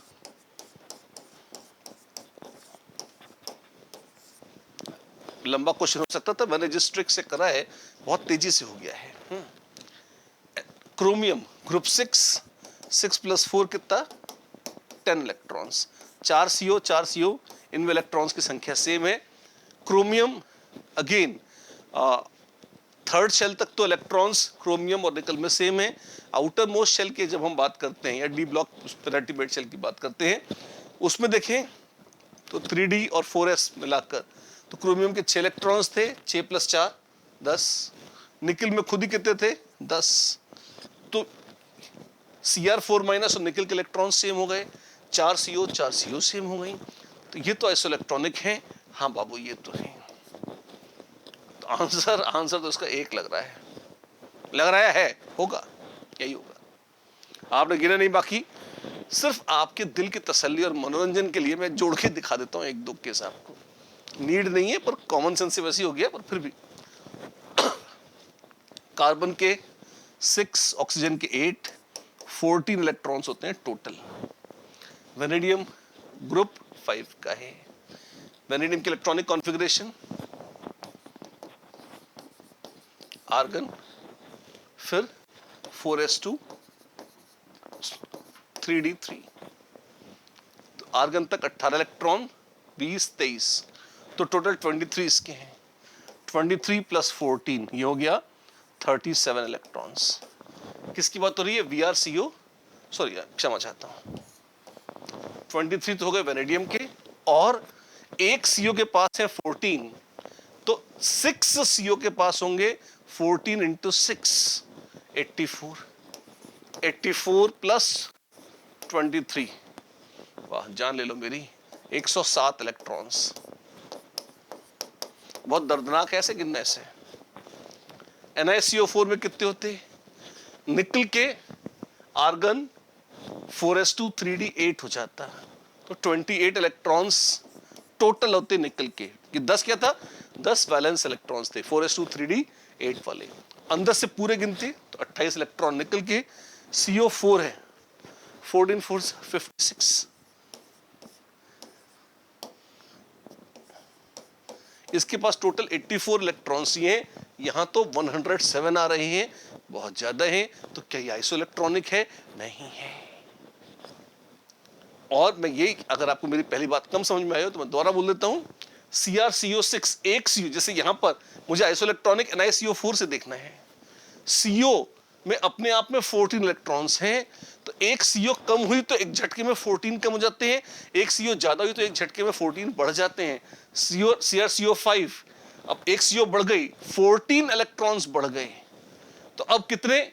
अब 70 इलेक्ट्रॉन्स तो CO के हो गए। और क्रोमियम के पर्सनल खुद के कितने हैं? 24, इसके भी 94 हो गए। क्या ये 84 के बराबर है? नहीं, ज्यादा है यार, इसलिए काट दिया इसको। आपने तो पहले ही काट दिया था। जिस कॉमन सेंस से काटा था उसको रिपीट कर देता हूं, क्योंकि अच्छा तरीका था, बहुत शॉर्ट तरीका था, क्वेश्चन बहुत लंबा और नरक हो जाएगा आपके लिए एक एक को गिनना। मैंने कहा अगर डी ब्लॉक में आगे पीछे चलो, निकल की बजाय वेनेडियम ले लो, कॉपर ले लो, है ना, तो डी ब्लॉक में मैक्सिमम 10 इलेक्ट्रॉन्स का फर्क आता है। लेकिन अगर एक CO जोड़ दो या कम कर दो तो उसमें डायरेक्ट 14 इलेक्ट्रॉन्स का घपला हो जाता है। तो एक तो CO, अगर NiCO4 से आइसोइलेक्ट्रॉनिक होना है तो CO की संख्या एक तो 4 ही रहे, 4 से थोड़ी भी कम ज्यादा करोगे तो इलेक्ट्रॉन्स इतने तेजी से बदलेंगे कि फिर इसके बराबर होना मुश्किल हो जाएगा, अगर 4th पीरियड में ही सेंट्रल एटम है तो। अब इरिडियम को अगर आप ले लोगे IR, तो प्लीज नोट 6th पीरियड में आप आ गए हो, 4 से 1 कम करिए CO 3, लेकिन अब यहां पर एटॉमिक नंबर में इतना अंतर आ गया है कि वो 14 से बहुत ज्यादा इलेक्ट्रॉन्स ऐड हो जाएंगे, तो इसलिए मैंने इरिडियम वाले को भी काट दिया था। तो आप ओवरऑल देखोगे एक ही आइसोइलेक्ट्रॉनिक स्पीशीज निकली और वो है CrCO4 4-, ऐसे हो गई। क्वेश्चन का लेवल चेक करना चाहें तो वेल, डायरेक्ट फॉर्मूला बेस्ड है? नहीं, डायरेक्ट फॉर्मूला बेस्ड तो नहीं है। एक से ज्यादा चैप्टर पर बेस्ड है? नहीं। Misleading options? नहीं, मिसलीडिंग ऑप्शंस तो नहीं है। हाँ, लंबा अवश्य है। अच्छा क्वेश्चन है, थोड़ा सा दिमाग लगा के जल्दी भी हो जाएगा। ओवरऑल रेटिंग क्या होगी? अच्छा है, बहुत टफ नहीं है, थोड़ा सा लंबा हो सकता है, दिमाग न लगाएं तो, और लगाएं तो चुटकियों में भी हो जाएगा, तो मॉडरेट लगभग इसको मैं मानूंगा, ऐसा है। तो आइए देखते हैं ऑर्गेनिक का एक बेहतरीन question. In the following reaction sequence the major product P is formed. Reactant दे रखा है, क्या है देखिए, आपके पास है H, फिर है C ट्रिपल बॉन्ड C, फिर है CH2, और ये 15 बार है, फिर COOET। पहला स्टेप ऑक्सीमर्क्यूरेशन डीमर्क्यूरेशन, मरकरी का आयंस और सॉल्युबल Hg2+ आयंस और एसिड के साथ उबालिए, क्या होगा? Hydration of alkyne. हाइड्रेशन में क्या होगा? मार्कोव-निकोव्स एडिशन होगा बाबू। और क्या कर रहे हो? सब कुछ वैसे ही लिख रहा हूं, सिवाय दो आइटम्स के यहां H और यहां OH लग जाएगा। मार्कोव-निकोव महाराज क्या कह गए हैं, जहां पहले से H लगी होती है वहां नया H लगता है और दूसरी जगह OH लगता है। अमीर अमीर होते जाते हैं, गरीब गरीब हो जाते हैं। कैपिटलिस्टिक थ्योरी जो कम्युनिस्टों की है वही मार्कोव-निकोव रूल बन जाती है केमिस्ट्री में। इसको देखिए, इनॉल है ये, और ये इनॉल टॉटोमराइज होगी और कीटो बन जाएगी। ऑफ कोर्स कौन रोकेगा इसे, सस्ता काम है, लीजिए टॉटोमराइज करा दिया। अभी तक ए चल रहा है। Zinc amalgam and concentrated HCl, Clemmensen's production. तो ये है CH3 CH3, CO बन जाएगा CH2, यहां राजू बन गया जेंटलमैन, यहां है CH2 15 COOET, तो 16 CH2 ग्रुप आ गए एक तरीके से, ठीक है। अब बाबू ये बन गया 2 और फिर 3 में एसिड डाल के उबाला है, एस्टर की हाइड्रोलिसिस करा दीजिए, तो CH3 CH2 16 times COOH, stearic acid बना लिया है हमने, 17 कार्बन इधर और COOH ऐसे। अब glycerol reacts completely with excess P। Glycerol carboxylic acid से क्या करेगी, ग्लिसरॉल में 3 OH ग्रुप है, एस्टरिफिकेशन रिएक्शन होगा। तो आइए देखते हैं, कोई भी एसिड हो, कोई बड़ी बात नहीं है, तो उसको R मान लेते हैं, तो R COOH plus CH2OH CHOH और CH2OH, 3 कार्बोक्सिलिक एसिड और 3 अल्कोहलिक ग्रुप। ओहो, क्या होगा, एस्टरिफिकेशन होगा, और क्या होगा, ठीक है। टू फॉर्म Q, आखिर Q, R COO R COO R CO, बहुत टाइम पास काम है ये। आपने ये सब करके एस्टरिफिकेशन करा लिया और आपको मिल गया CH2 CH CH2, इस तरीके से ग्लिसरॉल का ये ढांचा, और ये जुड़ गए। आपने एसिड डाला और पानी निकाल लिया, ठीक है। Reaction of Q with excess NaOH, अद्भुत सनक है। पहले तो एस्टरिफिकेशन कराया, अब उसका डी एस्टरिफिकेशन करा रहे हैं, मतलब वापस ही आ गए। अब बेस डाल के उबाल देगा, पहले एसिड डाल के उबाला था तो पानी हट गया था, तो बेस डाल के उबाल दे, निकल जाएगा, और तो क्या करेगा, जान दे दें क्या। सीधे इसी में बेस डाल देते तो भी वही होता है। क्या मिल जाएगा, मिल जाएगा आपको R COO माइनस वापस मिल जाएगा, और CH2OH CHOH CH2OH। यहाँ टाइम पास ही किया है, कुछ नहीं किया है। एक्सेस एनर्जी के साथ फॉलोड बाय ट्रीट, हाँ, तो ये मिल गया आपको RCOO माइनस। फिर आपने इसमें कैल्शियम क्लोराइड डाला। आपको ध्यान हो, कैल्शियम और मैग्नीशियम आयंस हार्डनेस कॉज करते हैं, क्योंकि स्टीरेट आयंस के साथ वो प्रेसिपिटेट दे देते हैं।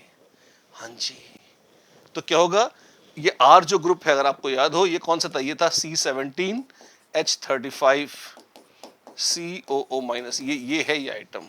और ये कहां से ले आए, पीछे था, भी पूरा डिराइव करके दिखाया था आपको, देख लीजिए। वहां तो कुछ और था, कुछ और नहीं था। इसको जोड़िए और इसको जोड़िए, इनको जोड़ दीजिए, ये है C17 H35, और कुछ नहीं है। अपने कोई नई चीज नहीं करिए, डरिए मत। हाँ हाँ, ऐसा किया, अच्छा किया, ठीक है। अच्छा तो खैर हम करते ही हैं, है ना। तो क्या मिलेगा यहाँ पे, आपको मिल जाएगा Ca RCOO होल्ड ट्वाइस का प्रेसिपिटेट, जहां R जो है वो ये है, R है, ठीक है बाबू। क्वांटिटेटिवली सब कुछ प्रेसिपिटेट हो गया, starting with 1 mole of Q। आखिर Q क्या था बाबू, Q विद एक्सेस NaOH। एक minute, glycerol reacts with P to give Q, तो ये है Q, ये है Q। इसका 1 मोल लिया, ठीक है, तो इससे 3 मोल बने इसके, और 3 मोल से इसका बनेगा 1.5 मोल।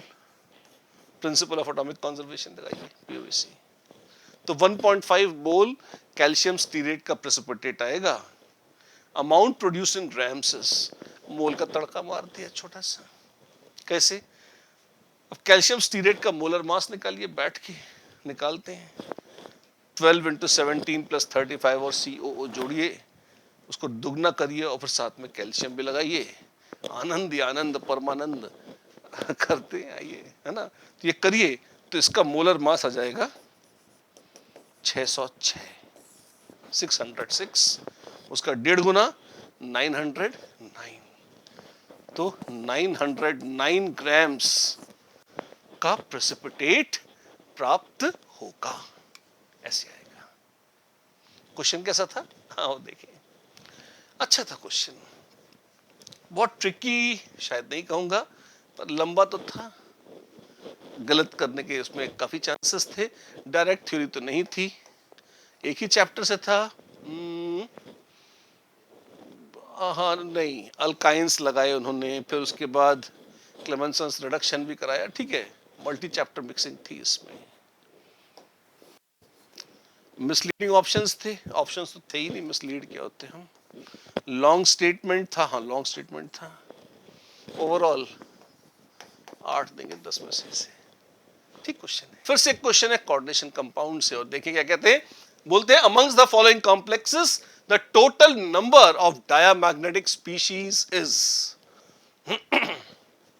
डायमैग्नेटिक कौन है? अब देखें, पहली बात तो अगर total number of electrons odd even इससे देख सकते हैं, नहीं, ढंग से देखना पड़ेगा। अच्छा क्वेश्चन है कोऑर्डिनेशन कंपाउंड का, टफ नहीं है पर फिर भी बुरा भी नहीं है। मैंगनीज, आइए एक बार एक एक करके लिख लेते हैं इनकी पूरी जन्म पत्री। मैंगनीज NH3 होल 6 3+, इसमें अगर आप देखेंगे तो मैंगनीज 3+ है। मैंगनीज होता है आर्गन तो है ही सही, और वो होता है 3d5 4s2, 3 इलेक्ट्रॉन निकल गए, आर्गन 3d4 है मैंगनीज। अमोनिया उसके माथे आ रही है, देखते हैं पेयरिंग करा पाएगी या नहीं। 1 2 3 4 5, सॉरी D4 है, 4 है। अगर ऐसे ही रहता तो ये खाली रहता, और आगे 6 अमोनिया आती और बैठती, तो एक खाली ऑर्बिटल और फिर D, या इसको ले तो DsP3D, ऐसा कोई हाइब्रिडाइजेशन होता नहीं। और गलती से अगर ये पेयर कर गए,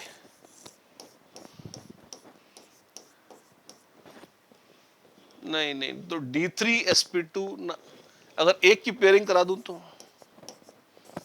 हाँ एक की पेयरिंग करा दूं तो D2sp3 हो जाएगा। अच्छा ये तो सही है, करा दे एक की पेयरिंग, करा दे तो 2 इलेक्ट्रॉन अनपेयर्ड बच जाएंगे, हाँ बच जाएंगे। तो डायमैग्नेटिक है? नहीं है, ये पैरामैग्नेटिक है, बदमाशी। MnCl6 3-, ये कैसा है?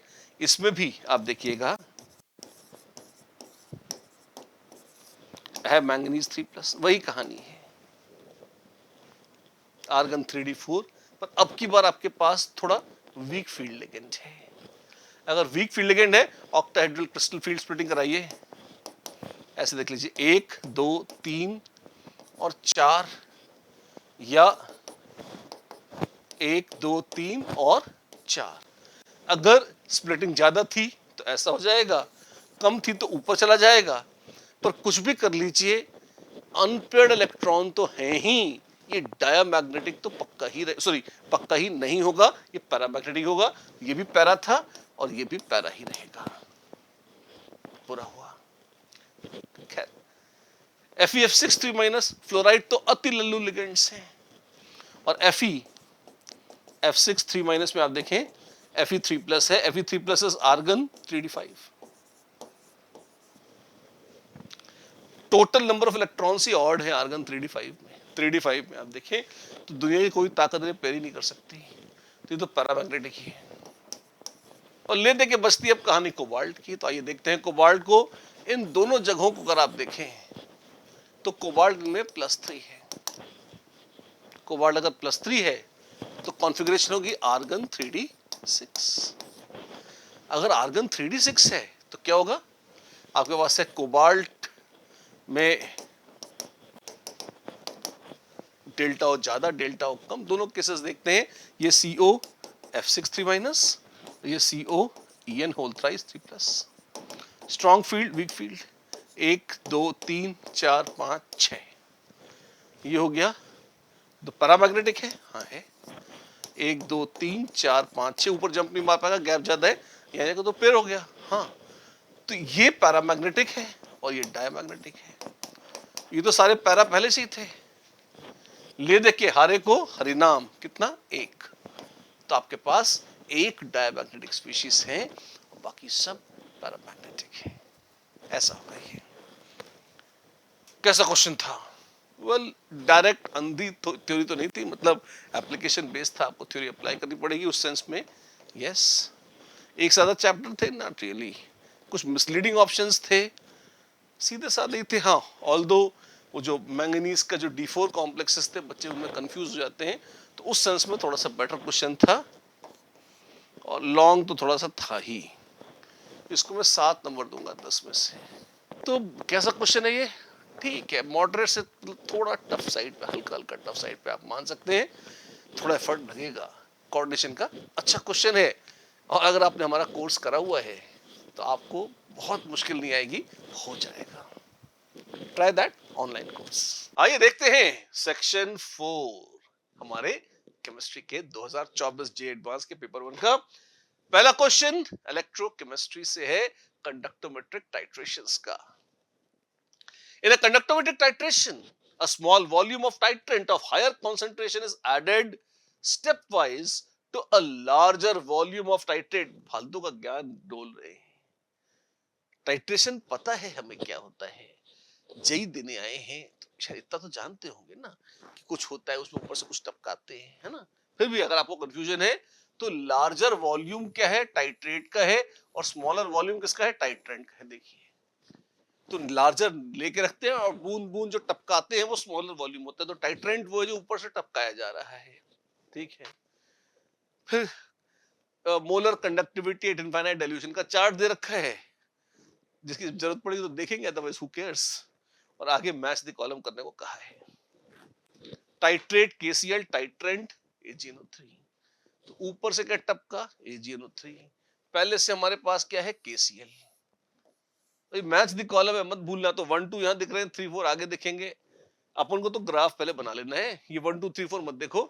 अगर ये पहले से मेरे पास है KCl और उसमें से बूंद बूंद मैंने टपकाया AgNO3, ये क्वेश्चन दे रखा है ना, क्या होगा? पहले मेरे पास था K प्लस और Cl माइनस, और जब AgNO3 टपकाया तो Ag प्लस और Cl माइनस मिलकर प्रेसिपिटेट हो जाएंगे, और ये KCl बदल जाएगा KNO3 में। हाँ, क्या क्या क्या, अरे रिएक्शन देख बाबू। KCl प्लस AgNO3 देता है AgCl का प्रेसिपिटेट प्लस KNO3, ये रिएक्शन होता है। ठीक है ना।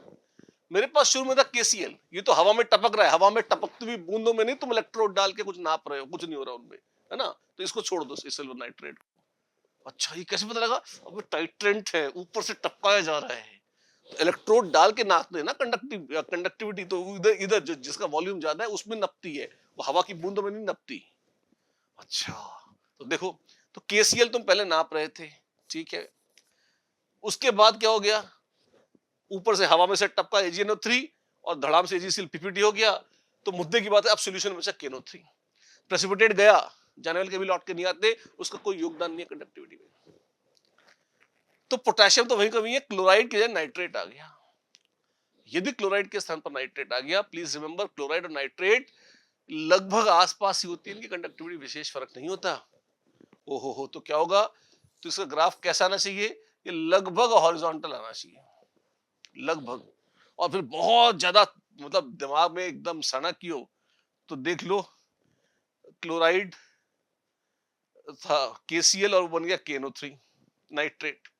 7.6 से 7.2 बहुत हल्की सी, बहुत ही जरा सी कम हो जाएगी कंडक्टिविटी, अगर कोई कहना चाहे तो। अदरवाइज प्रैक्टिकली लगभग कांस्टेंट सी है, या बहुत जरा सा नीचे का ग्राफ, इतना भी नहीं, और भी हल्का सा ऐसा बना लो। ठीक है, तो जैसे जैसे सिल्वर नाइट्रेट प्रेसिपिटेशन कर रहा है AgCl का, वैसे वैसे तो ये ग्राफ है। एक पॉइंट पे आके क्लोराइड खत्म हो जाएगा, आपके पास अब KNO3 बचा है और उसमें ऊपर से टपक टपक के नया आ रहा है सिल्वर नाइट्रेट। अब लार्ज वॉल्यूम है इसका, कंसंट्रेटेड सिल्वर नाइट्रेट टपक रहा है, अब एक्स्ट्रा आयन उसी वॉल्यूम में ऐड हो रहे हैं, कंडक्टिविटी अब बढ़ेगी। तो लगभग फ्लैट ग्राफ फिर बढ़त, ऐसा आना चाहिए। ये तो टैंग टिंग अलग ही है, ये टिंग टैंग, फिर क्या है टैंग टैंग। ये तो देखो कम होके फ्लैट तो नहीं है, बढ़ के और तेजी से बढ़ना ये भी नहीं है। हाँ, कुछ हद तक कम हुआ फिर बढ़ गया, ये हो सकता है। ये एक्चुअली स्लोप्स इतने एक्यूरेट नहीं है, हल्का सा कम होना और फिर बढ़ना। तो और कोई भी है, कम होना और बढ़ना, ठीक है। स्लोप अगर देखें तेजी से कम हुआ फिर तेजी से बढ़ा है, तो पी के साथ सबसे अच्छी मैचिंग तो हो रही है किसकी, 3 की। और संभावनाओं में एक 2 भी रख लेते हैं। 2 क्यों रख रहे हो संभावनाओं में? मान लीजिए हमारे टाइपिस्ट ने ग्राफ टाइप करने में गलती कर दी हो, स्लोप का इतना आइडिया बेचारे को ना लगा हो, जेई ने कुछ और छापा हो, इस खाली इसी डर से मैंने रखा है ऑप्शन। क्यों देखते हैं। अब मेरे पास है AgNO3 और ऊपर से बूंद बूंद टपक रहा है KCl। तो पहले है Ag प्लस और NO3 माइनस, और वो परिवर्तित होकर बन रहा है, क्योंकि इसमें KCl टपकाएंगे तो AgCl हट जाएगा और बन जाएगा KNO3। तो Ag plus ions are being replaced by K plus. Chart में देखिए डेटा दिया है, Ag प्लस से K प्लस आ रहा है, 6.2 से 7.4 कंडक्टिविटी बढ़ रही है। अच्छा, तो इसमें क्या होगा, इसमें ये होगा बाबू कि पहले तो थोड़ी थोड़ी बढ़ेगी, थोड़ी थोड़ी बढ़ेगी, कोई बहुत ज्यादा ऐसा नहीं है, है ना, थोड़ी थोड़ी बढ़ेगी ऐसे। क्यों? क्योंकि Ag plus ions are being replaced by K plus ions.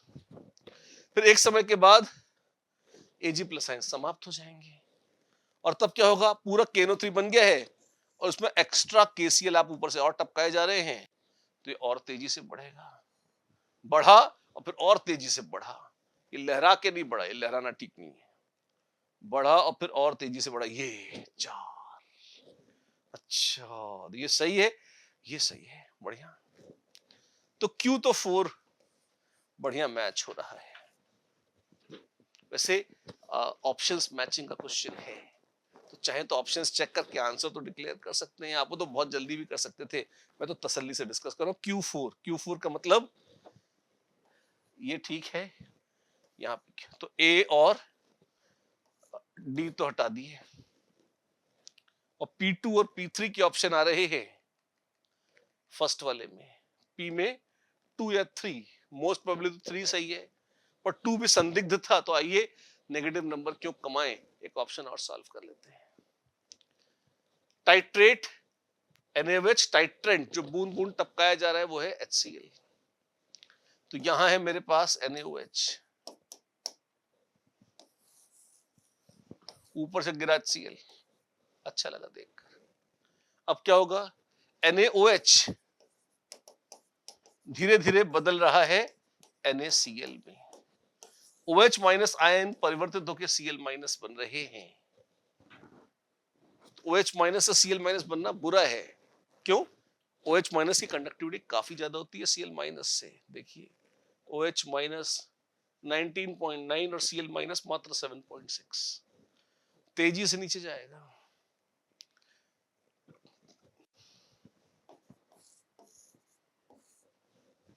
और फिर क्या होगा, जब पूरा खत्म हो जाएगा NaOH और जब इसमें HCl आएगा, तो ये भी देखिए H प्लस आने से पागलों की तरह बढ़ेगा, जितनी तेजी से नीचे गया था उससे भी तेजी से बढ़ेगा ऊपर। तो वैसे तो ये लक्षण इसके हैं सेकंड ग्राफ के, 2 वाला जो ग्राफ है इसके लग रहे हैं।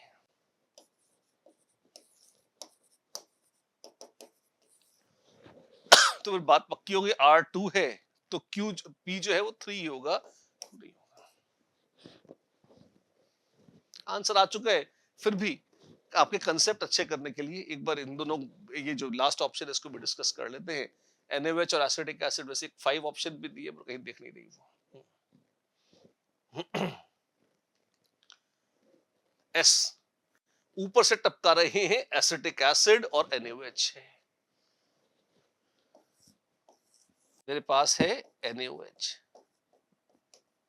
ऊपर से टपका एसिटिक एसिड, तो Na+ में OH- खत्म हो रहा है और बन रहा है उसके स्थान पर एसिटेटाइन। सोडियम हाइड्रोक्साइड धीरे धीरे बदल रहा है सोडियम एसिटेट में। OH- की कंडक्टिविटी तो बहुत ज्यादा है, एसिटेटाइन की तो बहुत कम है। ओह कितना बुरा है ये, ऑफ कोर्स बुरा है। तो ट्रेंड क्या होगा? ट्रेंड ये होगा बाबू कि कंडक्टिविटी तेजी से कम होगी। हाँ जी। फिर जब बहुत सारा पाप का घड़ा भर जाएगा फिर क्या होगा? फिर जब इसमें आप एक्स्ट्रा एसिडिक एसिड और मिलाएंगे, एसिडिक एसिड तो खुद एक वीक इलेक्ट्रोलाइट है, दम ही नहीं है उसमें, कॉमन एन इफेक्ट नहीं रहा, तो ये लगभग फ्लैट हो जाएगा, कुछ विशेष अंतर नहीं पड़ेगा। एक्स्ट्रा एसिडिक एसिड कोई कद्दू में तीर नहीं मार रहा है। अच्छा, कम हुआ और फिर फ्लैट हो गया। ओहो, तो S तो 5 है। जी हाँ, S 5 है।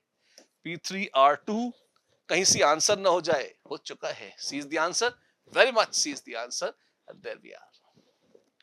एनालिसिस क्या है क्वेश्चन की, आइए देखें। बेहतरीन क्वेश्चन था, टफ। अगर कंसेप्ट आपका ठीक है तो टफ तो नहीं है, आसानी है, पर पता नहीं क्यों लोग इलेक्ट्रोकेमिस्ट्री के अंत तक आते आते रोने लग जाते हैं, और ये लास्ट पोर्शन है तो पब्लिक इसे टफ ही मानेगी, मुझे जो शक है। आई रिपीट, रट के उगल नहीं सकते इसको, कंसेप्ट ठीक है तो आराम से हो जाएगा। और इसमें तो रटना कुछ भी नहीं था, उन्होंने कंडक्टोमेट्रिक आयंस की वैल्यू, मतलब कंडक्टोमेट्री की वैल्यू भी दे रखी थी। वैसे तो आपको आइडिया होना चाहिए कि OH- की कंडक्टेंस सेकंड हाईएस्ट है, हाईएस्ट H+ की है molar conductance at infinite dilution. फिर नाइट्रेट और क्लोराइड लगभग आसपास हैं, और वो भी पोटेशियम के आसपास है। ये याद हो तो बहुत अच्छा है, मैंने रेफरेंस के लिए बता दिया आपको, अगर किसी को आगे से जरूरत पड़े तो। डायरेक्ट थ्योरी पे बेस्ड ना बाबू ना, मोर देन वन चैप्टर नहीं, मिसलीडिंग कुछ था, ट्रिकी नहीं था, ऑप्शंस भी बड़े स्पष्ट थे। ऐसा कोई कोई नहीं आता किसी को तो उसको तो कुछ भी नहीं आएगा, तो भगवान ही मालिक है। लॉन्ग स्टेटमेंट, हम 5-5 ग्राफ दिए, खून तो पिया पूरा। यस, 7 नंबर देंगे 10 में से। ये नंबर दे रहे हो तुम, मतलब कि तुम एग्जामिनर्स को ग्रेड कर रहे हो? मैं टफनेस लेवल ग्रेड कर रहा हूँ ना, कि एग्जामिनर्स को। उनको भी किया जा सकता है, लेकिन लोगों को अच्छा नहीं लगेगा, है ना। तो ये देखिए, और ये सच है कि जितनी मेहनत हमने जेई में करी है, उतनी जेई के पेपर सेंटर्स ने लगातार नहीं करी होगी, वो अलग बात है। Based on VSEPR model, match the xenon compounds given in list 1 with the corresponding geometries and the number of lone pairs on xenon given in list 2 and choose the correct option. ये instruction काफी घिनौने होते हैं, और actually direct ही कर लो तो ही हो जाता है ना। XeF2, XeF4, XeO3 और XeO3F2, ठीक है। ज्योमेट्री पूछिए, स्ट्रक्चर बना दो पहले। XeF2 ऐसा है, XeF2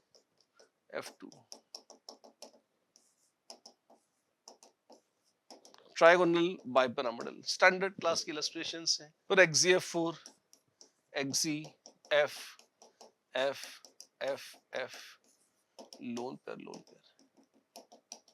square planar XeF4, XeO3,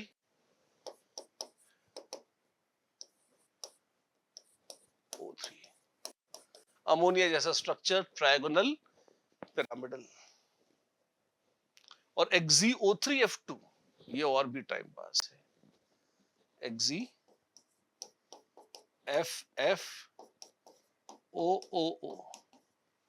ये भी ट्राइगोनल बाइपिरामिडल है। sp3d हाइब्रिडाइज्ड ऐसे, तो ट्राइगोनल बाइपिरामिडल ये है, ठीक है। And 2 lone pair of electrons, नहीं नहीं नहीं नहीं, लोन पेयर तो कहां बचे, ऑक्सीजन के पास तो भर भर के हैं, और सेंट्रल एटम बस में कुछ भी नहीं है, तो ये तो नहीं है ना। ट्राइगोनल बाइपिरामिडल एंड नो या 3 नहीं, ये सेंट्रल एटम पर है। Number of lone pairs on xenon, साफ साफ दिया है, गड़बड़ी करिए ताकि आप ऑक्सीजन या फ्लोरीन के लोन पेयर ना गिनने लग जाए। तो S के साथ तो मैच हो रहा है 4, S4। अरे बाबा देखते ही देखो बाकी तो अपने आप ही हट गए। वाह, कहानी खत्म, मार्क्स हजम। फिर भी आपके मनोरंजन के लिए R2 tetrahedral and one lone pair, ठीक है, बेस्ड है टेट्राहेड्रॉन पे, sp3 हाइब्रिडाइजेशन है, तो और एक लोन पेयर है, फाइन। फिर P5 ट्रायगोनल बाइपिरामिडल बेस्ड है, 3 लोन पेयर है, ठीक है। Q3 XZF4 ऑक्टाहेड्रल और 2 लोन पेयर, हाँ ऑक्टाहेड्रल में 2 लोन पेयर तो स्क्वायर प्लेनर ज्योमेट्री आ जाती है। बी आंसर है, सस्ता सुंदर और टिकाऊ, बहुत ही स्कोरिंग और सरल और लल्लू क्वेश्चन, सिर्फ कमाई के लिए दिया जाता है ऐसा। आइए देखिए, बिल्कुल डायरेक्ट अंधे फॉर्मूले पर बेस्ड था नहीं, कुछ तो काम स्ट्रक्चर तो बनाने पड़ेंगे आपको, ऑफ कोर्स। रट डालते हैं हम तो सारे स्ट्रक्चर, तो आप बहुत भीषण है, खतरनाक है, पर रटने की आवश्यकता है नहीं। Based on more than one chapters, ना रिबॉन्डिंग का ही था। हैविंग ऑप्शंस मिसलीडिंग यू, नहीं कोई मिसलीड नहीं कर रहा हमको। लॉन्ग स्टेटमेंट था, अब स्ट्रक्चर तो बनवाए 4 उन्होंने, कोई ऐसा इतना धोखा भी नहीं किया अपन ने। आई विल से लगभग 4 आउट ऑफ 10 अगर मैं टफनेस दूं इसकी, तो इससे ज्यादा के लायक नहीं है। आसान क्वेश्चन था बॉन्डिंग का, ये भी अगर आपने छोड़ दिया है, गलत कर दिया, तो बाबू ठीक नहीं किया, ये तो आना चाहिए था, राइट।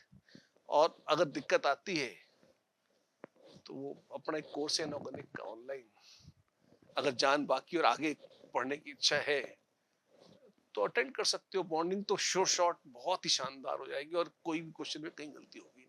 देखते हैं ऑर्गेनिक का एक प्यारा क्वेश्चन क्या दिया है। List 1 contains various reaction sequence, भर भर के रिएक्शन दिए हैं, 1 2 3 4 5 6, एकदम खून पी लिया है। एक ऑप्शन में 6 रिएक्शन दिए हैं और ऐसे ABCD। वाह, एक क्वेश्चन सही करने के लिए बाबू आपको 20 रिएक्शन से कम लगाने नहीं पड़ेंगे, तो पूरा पैसा वसूल क्वेश्चन है आपके लिए। देखिए, अप्रोप्रिएट मैचिंग करानी है, कराते हैं। साइक्लोहेक्सीन की ओजोनोलिसिस करी रिडक्टिव, क्योंकि जिंक डाला हुआ है, तो क्या बन जाएगा, टिंग टैंग टिंग टैंग टिंग, साइक्लोहेक्सेनोन बन जाएगी, ये डबल बॉन्ड कट जाएगा यहाँ से। एक्वस NaOH हीट, ओ बाबू इसमें क्या होगा, यहाँ अटैक करेगा, टिंग टैंग टिंग टैंग टिंग, O माइनस, और ये बाबू बन जाएंगे ऐसे। अच्छा, हीट भी कर दिया, हीट कर दिया तो फिर कि जैसे ये है, यहां से एलिमिनेट हो जाएगा और कॉन्जुगेशन में अल्फा बीटा अनसैचुरेटेड एल्डिहाइड बन जाएगा। अभी तक 2 स्टेप एग्जीक्यूट करें। इथिलीन ग्लाइकॉल डाला है, क्यों डाला है भैया इथिलीन ग्लाइकॉल, इसलिए डाला है कि यहाँ जो ऑक्सीजन है, जो एल्डिहाइड है, इसको इन्होंने कन्वर्ट किया है एसिटल में, ठीक है। फिर हाइड्रोबोरेशन ऑक्सीडेशन कराया है, एंटी मार्कोवनिकोव कराया है,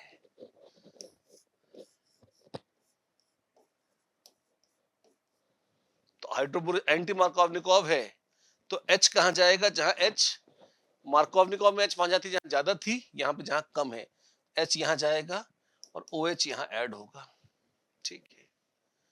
फिर एसिड डाल दिया है, बाप रे, तो जब एसिड डाल दोगे तो क्या होगा, एसिड डालने पर एसिटल खुल जाएगी और तुम्हारे पास एल्डिहाइड वापस आ जाएगा। तब भी कलेजा ठंडा नहीं हुआ, NaBH4 डाल दिया है, NaBH4 डाल दिया है तो उसमें OH और यहाँ पे OH ऐसा आ जाएगा, ये इस तरीके से। अच्छा, तो ये तो 1 नहीं बना, हाँ तो मैच करना है यार, 1 थोड़े आंसर है पी का। देखते हैं, 5 मेंबर रिंग, OH साइड में दुम, उसमें OH, 5 मेंबर रिंग, OH दुम में नहीं, यहाँ तो 5 और 6 7 कार्बन है ही नहीं, 5 और 6, हाँ OH दुम OH, यस मैच हो रहा है, 3 मैच हो रहा है, बढ़िया। देखो 3 वाले को देखो, बढ़िया मैच हो रहा है, किससे, यहाँ से। अच्छा, तो पी का आंसर 3 है, जी हाँ, पी का आंसर 3 है बाबू, अच्छी बात है। अब जब इतनी मेहनत कर ली है ना, देवर ऑप्शन देख लो तुम, P3 तेरी सब में P3 है तो D तो ऑप्शन नहीं है, इनमें से कुछ भी हो सकता है। तो चलो मेहनत तो करनी है, एक बार देखें, अगर Q कर लिया और 5 आ गया तब भी 2 ऑप्शन है, R कर लिया और 4 हो गया तब भी ऑप्शन है, और S कर लिया, अरे करना तो पूरा ही पड़ेगा। इतनी बदमाश, इतने षड्यंत्र दिया नालायकों ने कि बीच में नहीं शॉर्टकट मार सकते। चलो Q सॉल्व करते हैं। कथा जाए पूरी पूरी दोहराई, वही पुरानी कहानी, फिर से आओ करो ओजोनोलिसिस करते हैं। पेपर में वैसे भी फिजिकल में इनऑर्गेनिक में तो कुछ पूछा नहीं, थोड़ा बहुत काम करा रहे हैं, कर लो यार ऑर्गेनिक में, अच्छी बात है ना। तो ये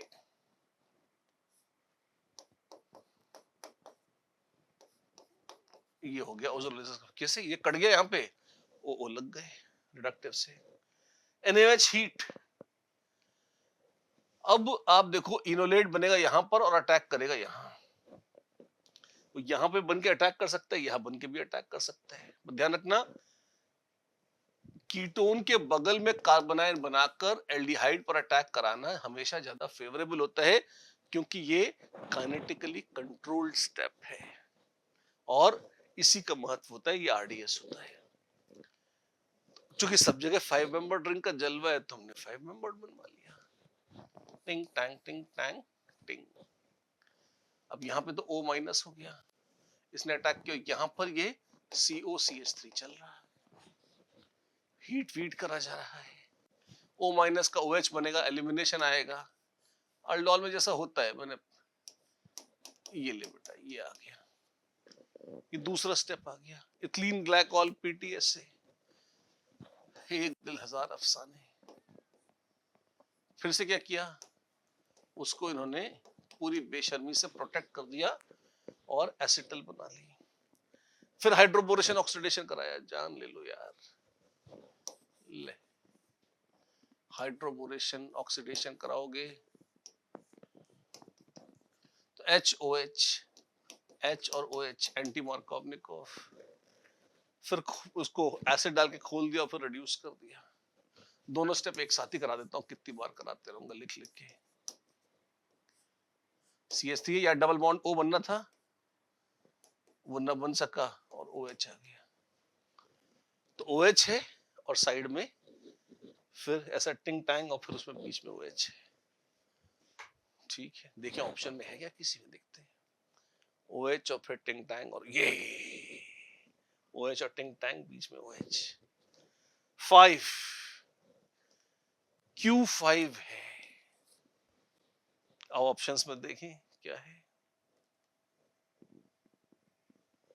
Q5 P3 और Q5, B भी मार्केट से बाहर हो गया, लेकिन तमन्नाएं अभी बाकी हैं। अब तुम देखो, B आउट हो चुका है, D आउट हो चुका है, R1 R4 S1 S4, R या S में से एक भी कर लूं तो गोटी फिट हो जाएगी। यहाँ जगह खाली S कर लेते हैं, यहाँ तो क्या बहुत सारा लिख लिया, ज्यादा ही लिखा है वैसे, चलो दोनों कर देता हूँ, तुम्हारा भी ज्ञान तो बढ़ेगा इसी। R आ गया, R करो, इथिलीन ग्लाइकॉल PTS से ले बेटा, ये एसिटल फॉर्मेशन रिएक्शन है। फिर ये मर्क्यूरिक एसिटेट डाला, पानी डाला, ऑक्सीमर्क्यूरेशन, और NaBH4 डाला, डीमर्क्यूरेशन। ये है Markovnikov addition of HOH without rearrangement. ठीक है, कर लेते हैं।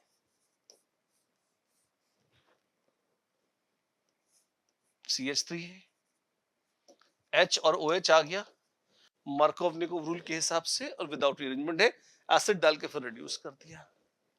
एसिड डालोगे, ये थोड़ा छोटा था वैसे, एसिड डालोगे तो CH3OH इधर CO बन जाएगा, और फिर रिड्यूस कर दोगे तो क्या होगा, यहाँ OH, यहाँ OH और यहाँ CH3, ऐसे आ जाएगा। ठीक है बाबू, ये है क्या कहीं, देखो अलग अलग लगे, मन तो कहीं है नहीं। यहाँ CH3 और OH एक ही पे लगे हैं, यहाँ 4 पे लगे हैं, तो R4 है, R4। आ जाओ बाबू, R4 R4 R4, ये आ गया, ये भी कट गया, तो A is the answer, yes A is the answer. और ये आपने एस नहीं किया, आंसर आ चुका है। फिर भी सिर्फ आपकी खुशी के लिए एस करके दिखा देते हैं ताकि कॉन्सेप्चुअली ठीक रहे। इथिलीन ग्लाइकॉल PTSA, आ जाओ बेटा मैदान में, टिंग टैंग टिंग, मिथाइल, ये आ गया पहला स्टेप। फिर हाइड्रोबोरेशन ऑक्सीडेशन, क्या होगा, hydration of alkyne anti Markovnikov, H और OH आ जाएंगे। अच्छा, ना मैकेनिज्म ना स्टीरियो कुछ यूज नहीं करिए पूरे पेपर में, तब भी उसे गिनौना बनाया है, ये मजेदार है। ऑर्गेनिक में एसिड डाल दिया, एसिड डाल दिया तो ये डबल बॉन्ड O लग जाएगा, मिथाइल और OH आ जाएगा। फिर NaBH4 डाल दिया तो रिड्यूस कर दो बाबू, OH मिथाइल और OH, ये ऐसे हो जाए। तो फर्स्ट ऑप्शन लग रही है, पहली वाली थी ऐसी, OH OH के बीच में मिथाइल, देखो OH OH के बीच ये, तो जो लास्ट है S, ये 1 है। चेक करो, बैठ रहा है, बैठ रहा है, बस हो गया। ये था क्वेश्चन। एनालिसिस नहीं करेंगे, करो, देखो। डायरेक्टली फॉर्मूला, अंधा फॉर्मूला सब्स्टिट्यूशन तो नहीं था, काम तो करवाया है, ठीक है।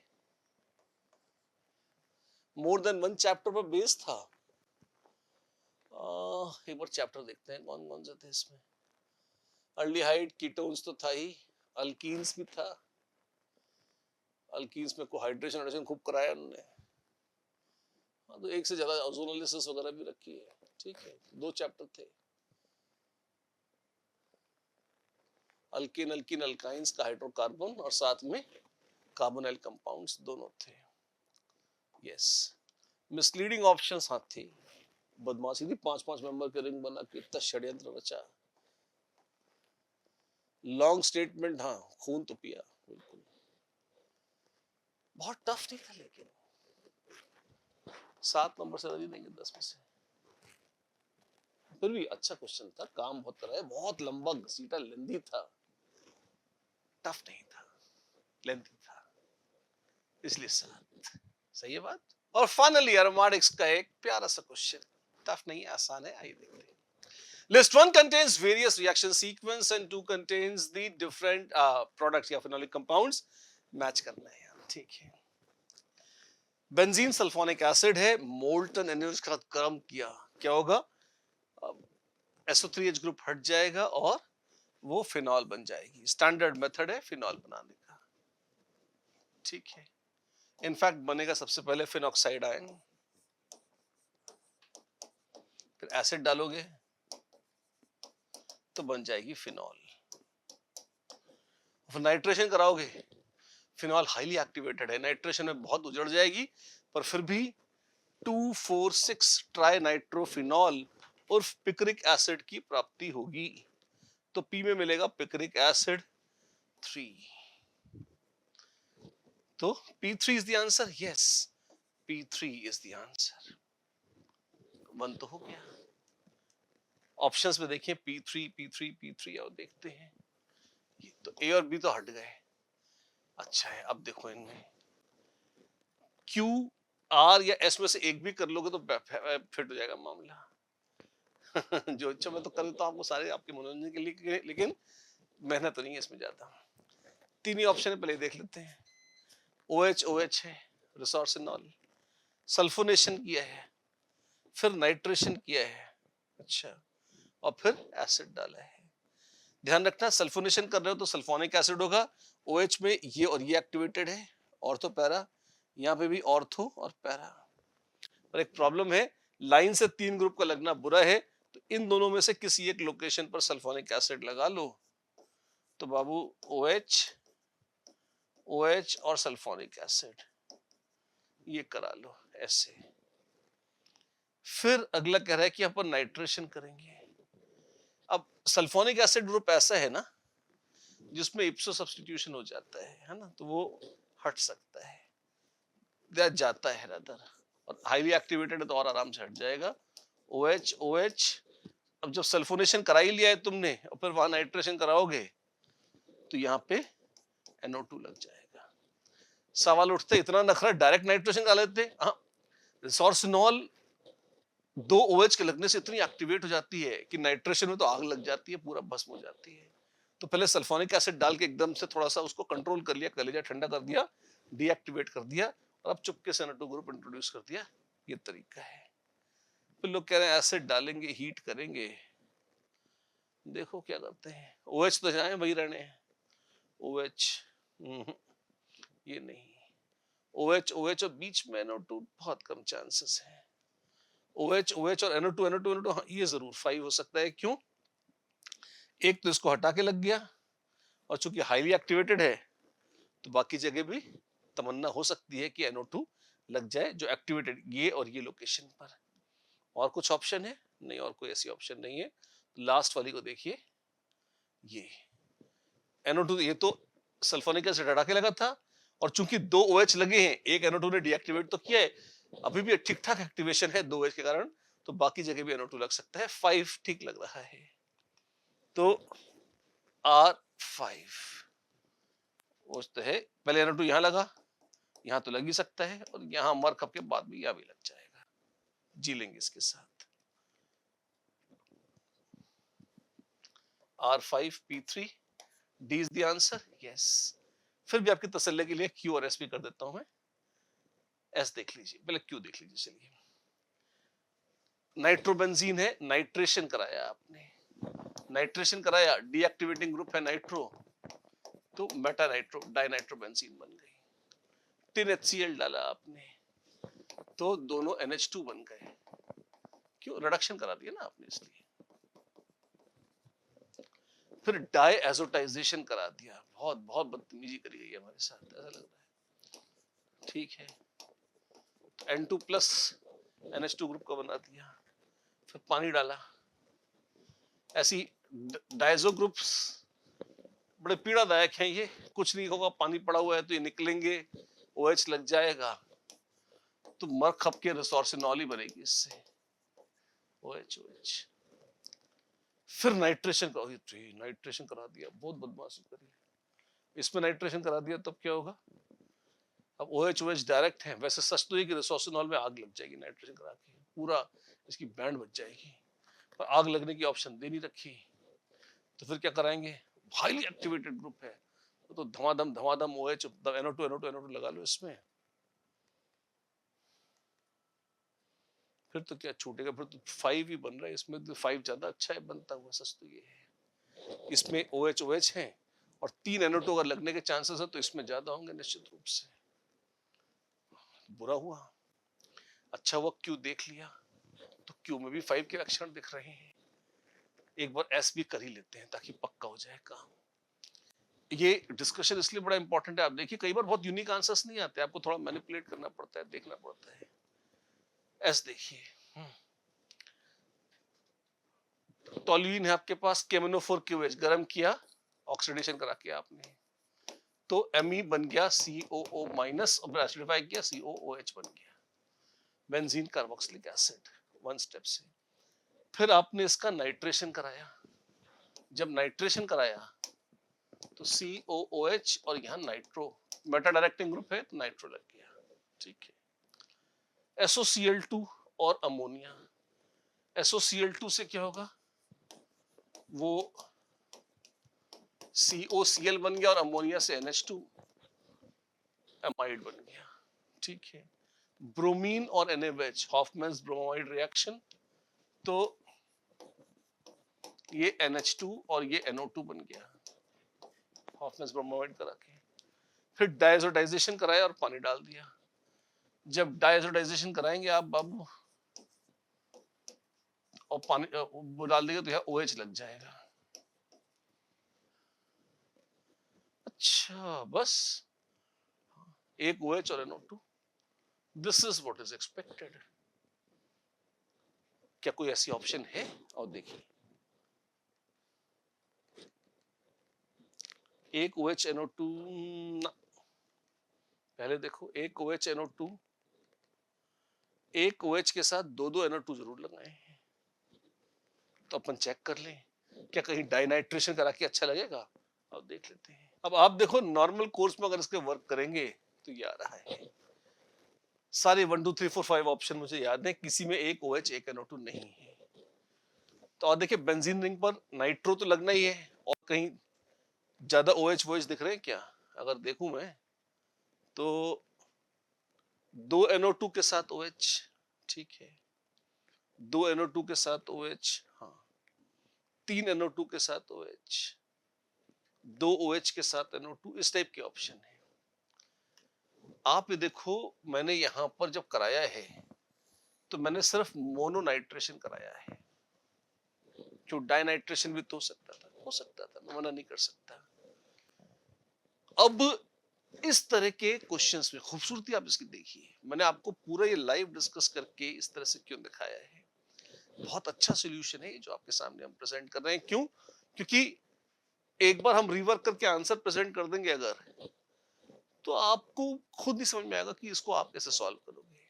बच्चे इसमें बहुत कंफ्यूज हो सकते हैं, बहुत मतलब परत दर परत इस क्वेश्चन को बहुत षड्यंत्र पूर्वक जेई ने जमाया है। आप देखें बहुत बेहतरीन प्रश्न है ये। कारण जब आप नाइट्रेशन कर रहे हो तो ठीक है, मोनो के साथ डाई ट्राई कुछ भी हो सकता था, टिपिकली हम मोनो करके निकल जाते हैं। लेकिन अब जब ऑप्शन कहीं मैच नहीं होगी तो आपको रिवर्क करना चाहिए, देखना चाहिए कि क्या डाइनाइट्रेशन हो सकता है क्या।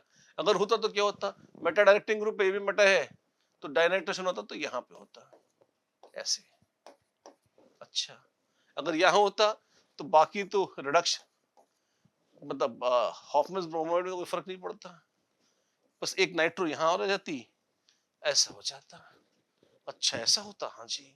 और यदि ऐसा होता तो अब आपके पास कोई ऑप्शन है, हाँ, इसमें आपकी मैच हो रही है ये पैरा पे नाइट्रो और OH इधर 1 के साथ मैच हो रही है। अब आप देखें तो आप S को आप 1 के साथ मैच करा सकते हैं, ये लॉजिकल है, बिल्कुल लॉजिकल है। ध्यान रखिएगा नाइट्रो 1 2 3 कितने कहां लग रहे हैं रटने की जरूरत नहीं है। पहले एक जगह लगता है, वो तो डायरेक्टिंग नेचर ऑफ गॉड से देखने से देख सकते हैं आप। फिर दूसरा लगेगा कि नहीं, तीसरा लगेगा कि नहीं, अब इस पे तो देर तक करते रहो तो दूसरा भी लग जाएगा रो पीट के। प्लीज नोट, कार्बोक्सिलिक एसिड में मोनोनाइट्रेशन आसान था, एक NO2 लगने से भयानक डीएक्टिवेट हो गया, दूसरा और पेनफुल है, आराम से नहीं होगा नाइट्रो लगना, नॉट नेसेसरी। तो इसलिए क्या हमने जो पहले किया तो गलत था नहीं, वो ज्यादा सही था, पर चूंकि वो ऑप्शंस में कहीं मैच नहीं हो रहा था तो हमने उसको रिविजिट किया, षड्यंत्र रचे और देखा कि अगर डाइनाइट्रोजन कर देंगे, डाइनाइट्रेशन कर देंगे, अब मैच कर रहा है, हाँ कर रहा है, S1 बैठ रहा है, बैठ रहा है, हो तो ये बैठ रहा है बाबू। P3 तो बैठ ही गया था, पहले R को 5 लगा था, फिर हमें संदिग्ध लगा था कि Q भी हो सकता है। तो आज देखें क्या अगर Q5 बैठ रहा है तो क्या R4 होगा। एक बार Q और R को रिविजिट करके फाइनल वेरिफिकेशन ले लो। इसमें आप देखो, इसमें हमने कहा था OH OH लग गया, किसमें, Q में, और फिर जब नाइट्रेशन कराया है, अगर OH OH लग गया फिर नाइट्रेशन कराया है तो धमाधम धमाधम धमाधम कहीं भी हो सकता है, हाँ हो सकता है। तो क्या Q में 5 क्या था, 5 ये था, खूब भर भर के नाइट्रो लगे हुए हैं, संभव है, हाँ लगता है। और अब चूंकि S1 तो हमारा सेट हो ही गया है, P3 सेट हो चुका था, तो Q5 संभव लग रहा था, हाँ है, तो अब R को निकालना पड़ेगा। क्या R4 में सेट हो सकता है? देखिए जो ऑप्शन R की थी, अगर आपने कहीं रटा हुआ नहीं है बहुत पागलों की तरह हर परसेंटेज ग्रुप और ऐसा करके, जिसकी जरूरत भी नहीं है ऑफ कोर्स, अब R को चेक करिए क्या था। हमने सल्फोनेशन कराया, हाँ जी। अच्छा, सल्फोनेशन कई बार लोकेशन के प्रोटेक्शन के लिए भी होता है, तो आपने ये लोकेशन प्रोटेक्ट कर ली, और यही नहीं लगे हाथ आप एक सल्फोनिक एसिड और लगा दीजिए तो ये भी प्रोटेक्ट हो जाएगी। ये आइडिया कहां से आएगा, आंसर देख के आएगा कि 4 कैसे आ सकता है। 4 मतलब ये OH के बीच में NO2 लगाना है, अब OH के तो यहाँ NO2 लगना चाहिए, तो यहाँ कैसे लगा लिया। एक ही तरीका हो सकता है कि इन दोनों लोकेशन पर पहले आपने सल्फोनिक एसिड लगा दिया। अब ये आइडिया कैसे आएगा कि एक पे लगाना है कि दो पे, ये ऑप्शन देखकर आएगा और कोई तरीका नहीं है। और फिर क्या किया, फिर हमने जब नाइट्रेशन किया तो अब अगला नाइट्रो यहां पे लग गया क्योंकि और कोई लोकेशन नहीं बची। और फिर जब एसिड डाल के हीट किया तो आप ये सल्फोनिक एसिड यहां से हटा सकते हो, जब हट गया तो आपके पास यहाँ पे OH OH और NO2 आ गया। बैठ जाएगा, बैठ जाएगा। तो पहले क्यों नहीं किया तुमने, पहले कुछ और कर दिया था, वो भी संभव था। कंडीशंस की बात है खाली, और कुछ नहीं है ना। तो एक तो ये कि आपने रिएक्शन दिया, वो कैसे जा सकता है, वो कई रास्तों पे जा सकता है, ये खूबसूरती ऑर्गेनिक की। तो हम वो चुनते हैं जो हमको लगता है मोस्ट प्रोबेबल हो सकता है, लेकिन इट इज ऑल्सो पॉसिबल कि दूसरे रास्ते भी हों, और जब मैच द कॉलम दिया है तो दूसरे रास्ते पे चल के आता हूं। इस वजह से अगर आप देखेंगे, अच्छा क्वेश्चन है, ऑप्शंस भी PQRS इतने षड्यंत्र से सेट करी गई हैं कि पूरा सॉल्व करना पड़ता है, ऐसे बीच में चुटकी बजा के भाग नहीं सकते। अच्छा प्रश्न कहा जाएगा। रिएक्शंस टफ नहीं थे, पर उनको घुमा फिरा कर उनमें ऐसी इम्प्लिसिट कंडीशंस डाल के बेहतरीन कर दिया है इसे। तो कितने नंबर देंगे इसमें टफनेस पे, आइए देखते हैं।